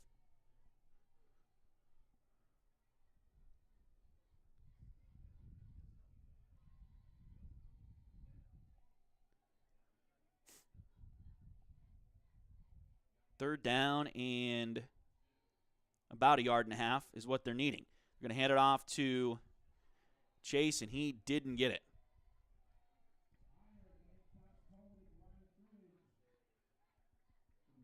So it's fourth down, and there are a minute to play here in the third quarter, and it looks like the Tigers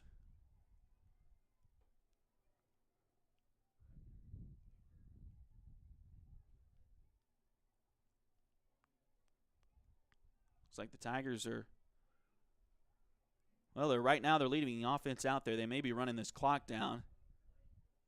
There's 13 on the play clock. They're going to call a play, it looks like. They need 2.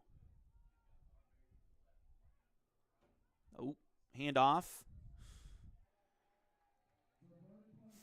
And they had a lineman run into Chase Heyer in the backfield, and he lost about a yard on the play. That play didn't look super great starting. Almost looked like a couple guys thought the play was supposed to be going the opposite direction of what it actually did. So they're going to turn it over here with 16 seconds to go in the third quarter. And Coffeyville's going to get really good field position this time. They'll put it at 32 of Fort Scott.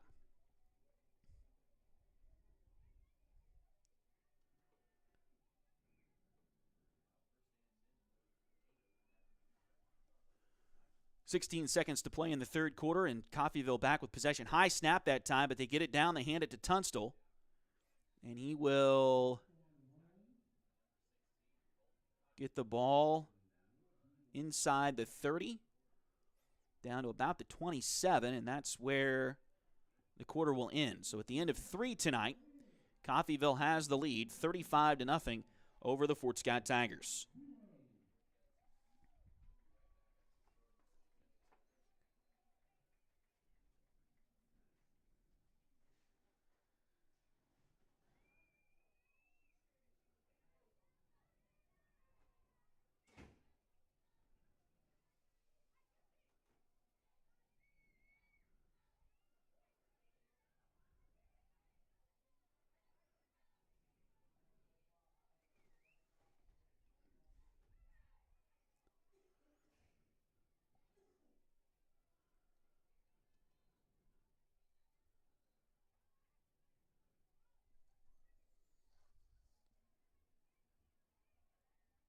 Joey Fritter is a loan officer with Open Mortgage.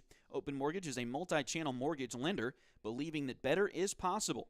Constantly striving to bring a better mortgage experience to everyone, Joey can assist you when buying a home from start to finish. Her office is located at 1 East Wall Street in Fort Scott. Call today to get pre-qualified for a home loan at 620-644-8146. Just about to get the fourth quarter underway here in Coffeyville. Again, thanks for joining us on Duckbait TV. Got some cool things coming up for you over the next couple of next week or so as Coffeyville, and they're going to run. What is he doing?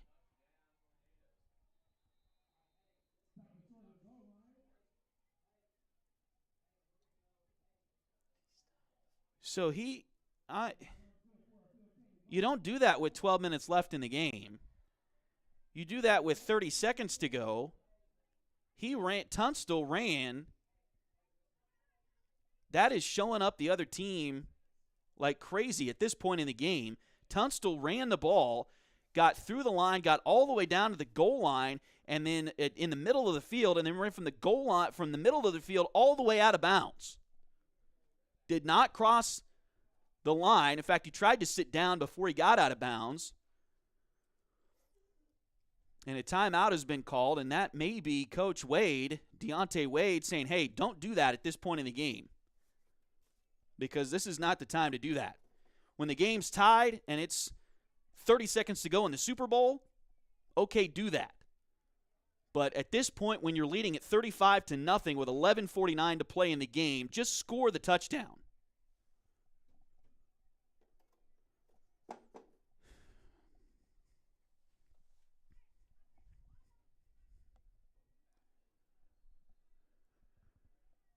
So after the timeout, and they haven't taken one off the scoreboard yet for either team, so I don't know who called it yet.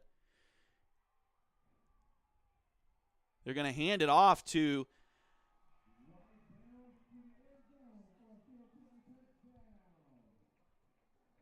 and now flags come in.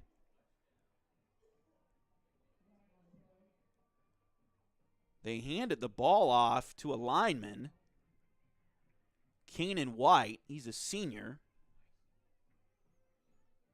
listed as their starting right tackle. We'll see what the flags are as they were post-play.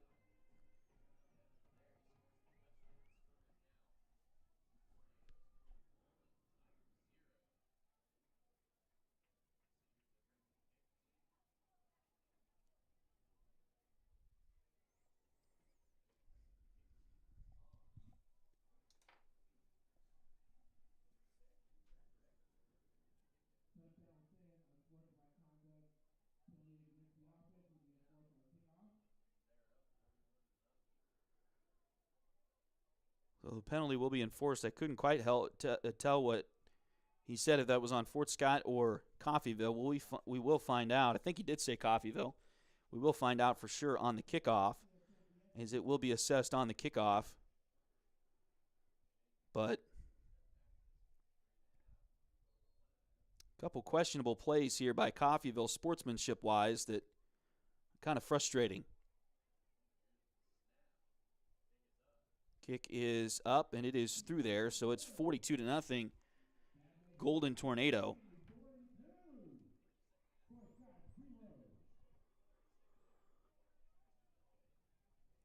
And they'll start the running clock at this point.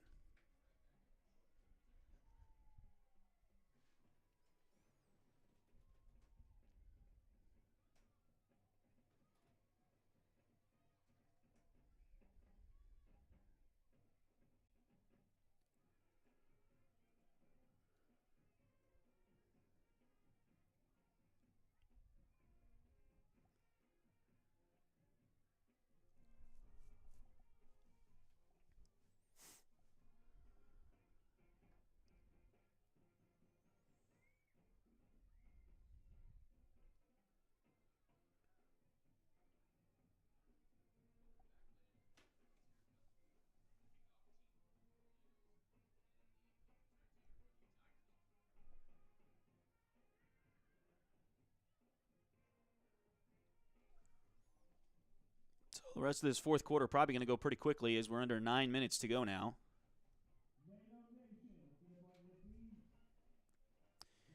They will put the kickoff at the 25-yard line.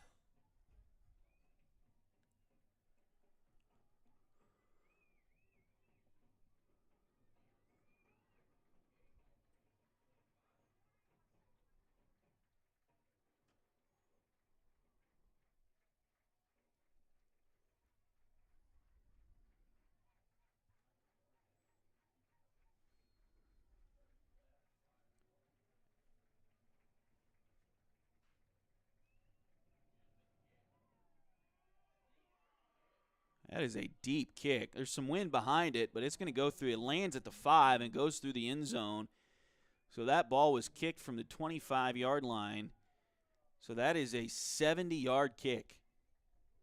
Now, again, the flag in the south end of the end zone indicating the wind at the back of the Coffeyville guys was at their back and fairly straight out, but it is not nearly as straight out as it was last week at Prairie Field. So it is definitely windy tonight. The kick was definitely wind-aided, but not as much as it might have been at Prairie Field last week, as we've got now 7:35 to go and counting, of course, with the running clock here in the fourth quarter. Fort Scott back with possession. They're going to run it as Jasper will get the ball and maybe back to the line of scrimmage, but that's about it.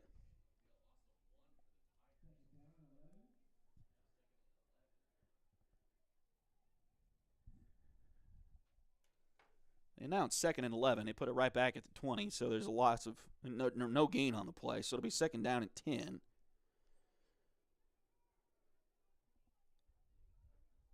And we'll wait until tomorrow when those brackets come out and see exactly where the Tigers will go for next week's game.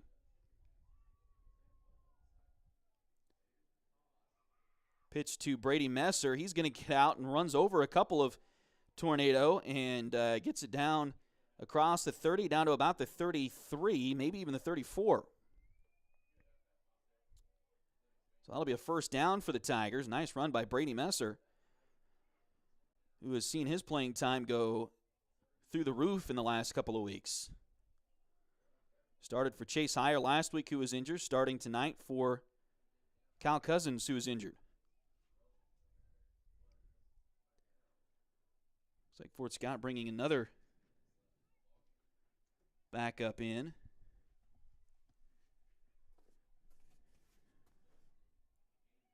Caden Bradley. Looks like he has been put into the game. And a nice run here by Colton Rogers.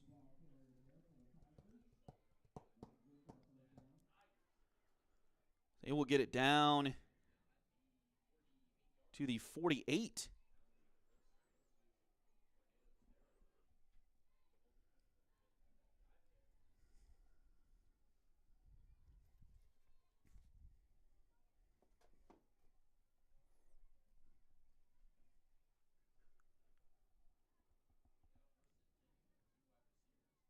Handoff goes to Rogers, again off the left side. He's going to be close to a first down.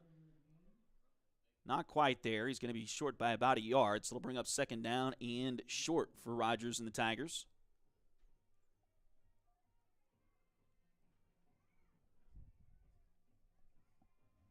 Five minutes to go in this one here tonight. Fort Scott was most likely, even if they won here tonight, probably going to have to go on the road next week. But they are going to be further down that list. And what makes you nervous is St. Thomas Aquinas and Bishop Miege are both possibilities.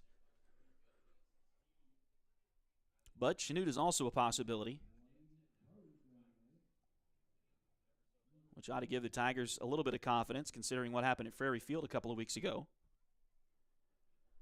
Again, Keisha will announce those tomorrow as Tigers get a first down on that carry there. So 1st down and 10. Ball on the 37-yard line of Coffeyville.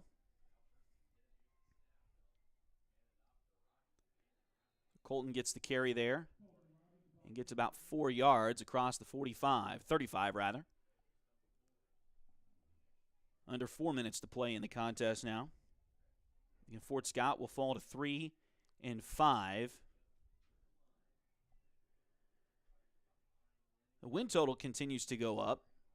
Certainly looked a couple weeks ago like it was going to be much more than 3 this year for the Tigers. Colton takes the pitch and then runs over a Coffeyville Golden. Actually, no, that was Brady Messer again, who caught the pitch and ran over a Coffeyville Golden Tornado. And they get it down to the 25-yard line. So a nice run by Brady Messer again tonight.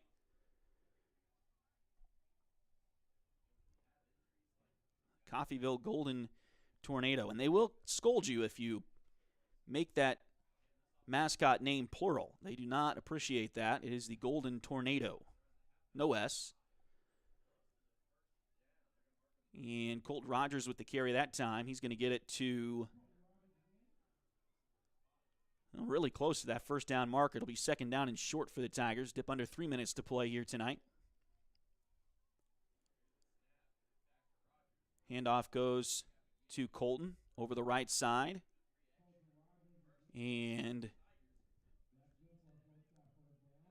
it'll be enough for a first down. 2 minutes and 35 seconds to go as the clock continues to roll. We're in the fourth quarter and a 35-plus point lead. So that clock will continue to run. Here's a pitch out to Brody Gomez, and he's going to get down inside. Now we got a late flag coming in. Hopefully that's not on Fort Scott.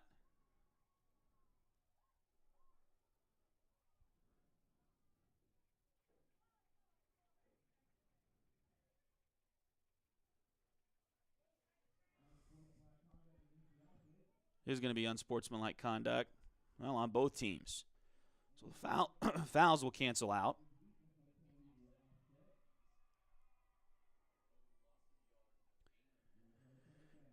So it's going to be third down and 6. Actually, no, second down and 6 for the Tigers. Clock continues to roll at 1.5 minutes to play. Got a whistle, and it looks like a pre-snap penalty here on Coffeyville. Encroachment. So another 5 yards for the Tigers. That'll make it second down.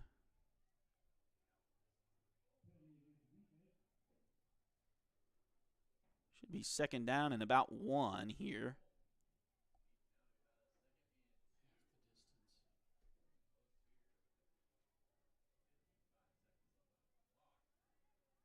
Well, they were outside of the 5-yard line. It was a 5-yard penalty. It shouldn't have been half the distance, but that's maybe how they marked it off.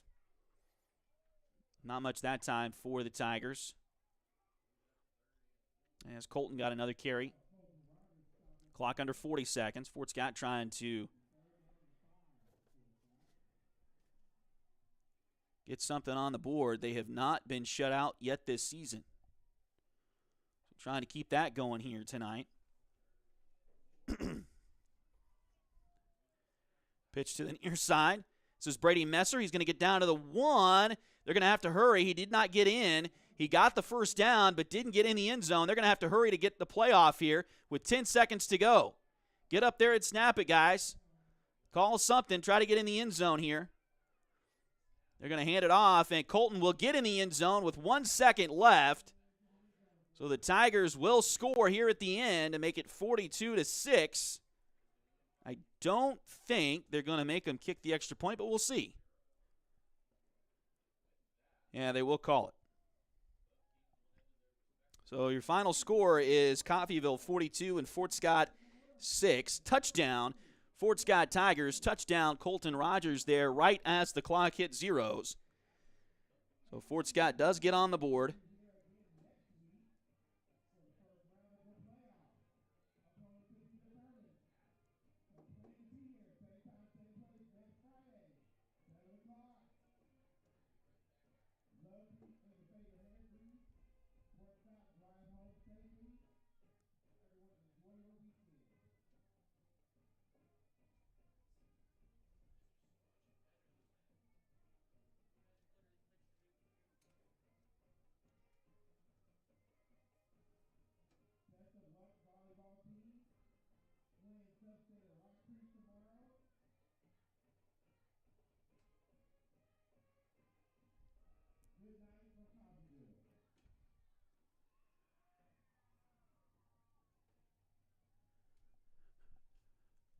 So we'll begin to wrap things up here tonight. Again, a tough one for the Fort Scott Tigers as they lose this one this evening to Coffeyville, 42-6. The final score, again, without Cal Cousins. And that proved to be a big issue. And Cal being out completely and then Chase not at 100%. It did not, at least from our vantage point, it didn't look like he was 100%. But he was out there giving everything he had. And so that's good to see the effort there from the Tigers. But again, they were not at full strength tonight, and it showed as they lose to Coffeyville here this evening. 42-6 is your final score. So Fort Scott falls to 3-5 overall. And again, we'll see tomorrow when Keisha releases those brackets. Now, if I remember right, it was either last year or the year before, they had to re-release the brackets because they made a mistake. Somebody made a mistake at some point, and so it was, I think we were pretty certain that we were going to have to go to Atchison. For a little bit of time, it said that we were going to have to go to Lewisburg, but I think they forgot. They messed up on some points with some tiebreakers and stuff. So just know that that's a possibility, I guess. I don't know. Hopefully it doesn't happen tomorrow. I'm sure they will make sure that they, since it did happen last year, I think it was last year, that they will have their checks and everything in order and make sure that it doesn't happen again this year. But they will release those brackets tomorrow, and we'll tell you for sure on Monday exactly where the Tigers will be going. Follow our Facebook page, Duckbait TV, Duckbait Media on Facebook, as we'll have some updates for you there. I meant to get into this as we went along, but the game actually went fairly quickly here tonight, as so we didn't have a whole lot of downtime to really talk about this, but we got a couple of things coming up for you here on Duckbait TV. We will be in Eudora tomorrow. High school's already posted that, so hopefully you've seen that. But we will be in Eudora tomorrow for the volleyball sub-state. So we're going to go up there. The Lady Tigers play at 2, so we'll have that match for you tomorrow here on Duckbait TV. So join us for that. If you can't make it to Eudora, we will have that one. Coverage will start a little bit before 2, but again, tune in at 2 o'clock tomorrow afternoon. And if you're watching some college football, I know there's going to be some good college football on. Maybe get an extra screen, maybe your phone, maybe a computer, something like that next to you so you can watch everything all at once. But again, the Lady Tigers will be at Eudora tomorrow. Their first match will be at 2. If they win, they will play in the sub-state championship game later on tomorrow afternoon. If they win, we'll have both of those matches for you tomorrow here on Duckbait TV, so join us for that tomorrow. One thing I did want to say, and I was hoping to get it out before we got to this point, the brackets for the sub-state or the regional soccer tournament have come out, and we would love to go to Eudora on Tuesday night and broadcast the Tiger soccer game. But we need a game sponsor for that. Keisha does charge us to do the regionals and the sub-states and all that. So we will need a game sponsor for that to do the soccer game on Tuesday. I know it's really late notice, and now we're at the end of the game tonight. I was hoping to have some of that, talk about that a little bit during the broadcast here tonight, but and we'll put it out there on Facebook as well. But again, we would love to go up, and our goal at Duckbait Media, Duckbait TV, is to get as many Fort Scott High School athletes on our YouTube channel as we can with whatever activities that they're doing. That's why we stay at halftime and show you the band. We show you the dance team at halftime. At home games and all the stuff that we're doing, because we want to celebrate not just the football players, not just the basketball players, but every Fort Scott kid who is participating in an activity. So we would love to get some soccer going here on Duckbait TV, but we're going to need a game sponsor to do that on Tuesday night. So if you are interested in doing that, send us a message on Facebook, our Facebook page, Duckbait Media on Facebook, and we'll respond to you. Let us know what you're wanting to do with that. But again, like I said, we would love to get up there to Eudora on Tuesday, but we will need a game sponsor for that night over and above our regular sponsors. So anyway, if you're interested, again, like I said, send us a message on Facebook, and we'll get back with you on that.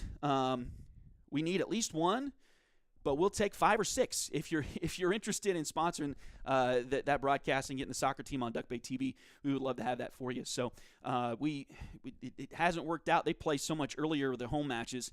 It just didn't work out time-wise to be able to get to Ellis Park this year to do any of their matches, but they've had a pretty good season, and we'd love to get them on. So if you are interested in sponsoring us for that game, again, we do need at least one game sponsor. We'd love to have 2, 3, 4, however many you want to do. But anyway, let us know. send us a message on our Facebook page, and we'll get back to you on that as well. Hopefully we'll be able to find somebody that can help us out with that. But we will be in Eudora tomorrow. I say that like, I don't know if that confused anybody. We will be in Eudora tomorrow and for the volleyball team, and the soccer team is also going to Eudora in a couple of days. So definitely tune in for us or with us tomorrow at 2 o'clock as the Lady Tigers take on the Lady Cardinals up there in Eudora in the shadow of one of the greatest places on earth, University of Kansas. Try not to do that too much. I know we got a lot of K-State fans watching too. But anyway, and it's a good time up there in Lawrence because I think the Jayhawks are off this week, right? So plenty of KU folks that can come to Eudora and watch the Lady Tigers tomorrow. But anyway, so join us for that tomorrow. Again, Fort Scott Lady Tigers going to Eudora for the sub-state tournament. Again, their first match is at 2. If they win that one, they'll play in the championship, and we will have that as well. If they lose, they're done. But they've had a pretty good season, and we can't wait to get up there and show that tomorrow. And then, of course, and then again on Tuesday night, this upcoming Tuesday, if you are interested in having us go to Eudora to broadcast the soccer game, send us a message. We need a game sponsor for that one. So anyway, tough one here tonight as the Tiger football team loses 42-6. The final score here to Coffeyville. Again, check the Acacia website. I'm sure Coach Delatorre, I know he hasn't been the basketball coach for years, but I still call him Coach Delatorre. He will have the athletic director. He will have the post as soon as they get those brackets finalized. I believe it is sometime in the morning, late morning, maybe around noon, that they will have those brackets finalized and tell us exactly where the Tigers will be going next Friday for their week 1 or round 1 playoff football game. And we'll be there as well, planning on being there as well anyway, next Friday night. So we'll have that for you there as well. But anyway, yeah, that's right. Yeah, we should know by the time we're broadcasting the volleyball match tomorrow. So if you're tuning in to Duckbait TV for the volleyball match tomorrow, we should have that information for you as well tomorrow afternoon. So, but anyway, so again, tough one here tonight for the Tigers. They lose this one 42-6.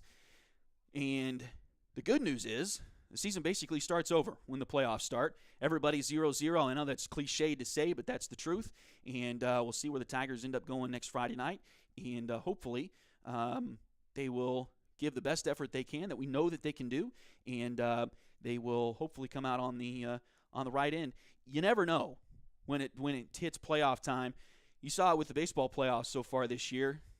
It's not always the 1 and 2 seed that advance. Sometimes it's the lower seed, so sometimes it works out. So we're looking forward to that next week. And the Tigers, of course, they struggled here tonight, but coming into tonight, they were playing some phenomenal football the last 2 or 3 weeks. So looking forward to get to the playoffs next week, and we'll have that one for you too here on Duckbait TV. So again, for a final tonight, Coffeyville 42, Fort Scott 6.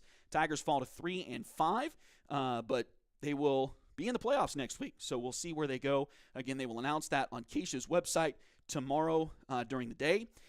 If you're with us for the volleyball match tomorrow afternoon at Eudora, we will announce that. Hopefully, we should know by then where the Tigers will go next week. So we'll try to keep an eye on that.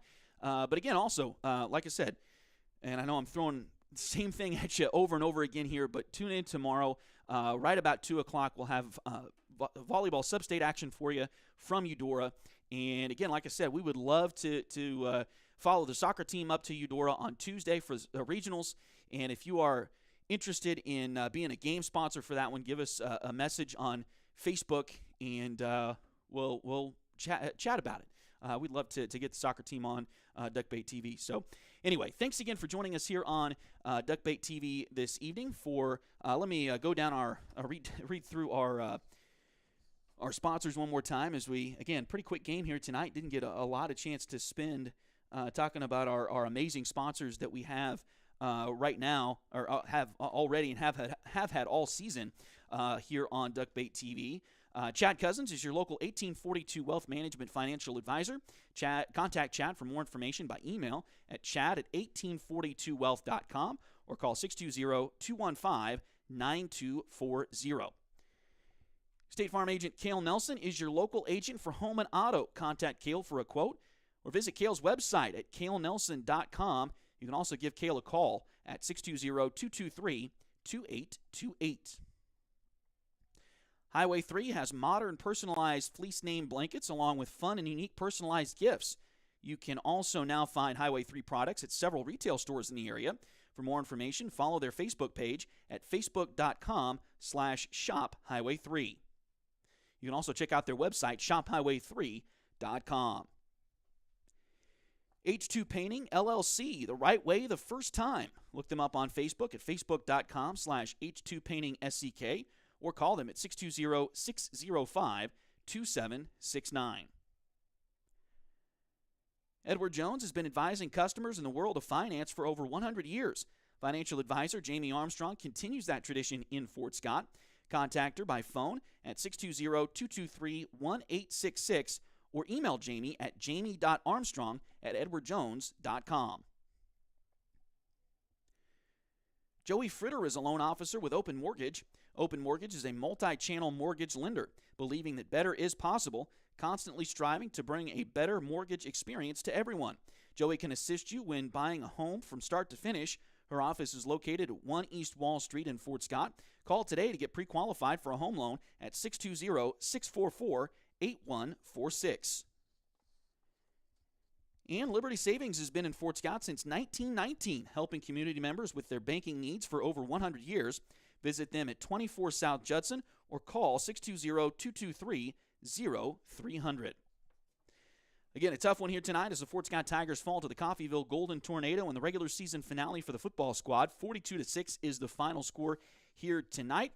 Again, don't forget, we will be on the air right about 2 o'clock for volleyball tomorrow as the Lady Tigers take on the Eudora Lady Cardinals in the first round of the sub-state tournament. Again, if they win at 2, they'll play later on tomorrow. We'll have both of those matches for you. We'll definitely have the 2 o'clock match for you tomorrow, so tune in for that.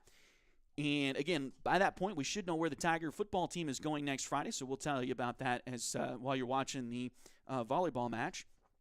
And then also, we would love to do the Tiger soccer match on Tuesday at Sub-State, also in Eudora. So if you want to be a game sponsor for that, send us a message on our Facebook page, and we'll get back in touch with you and see what we can work out with that. But again, we would love to do that. But again, like I said, Keisha charges us to do the state events, so the sub-state events, the playoff football games, all that kind of stuff, and we need a little extra help to do the soccer game on Tuesday. So if you guys are wanting that, so if you want us to do that.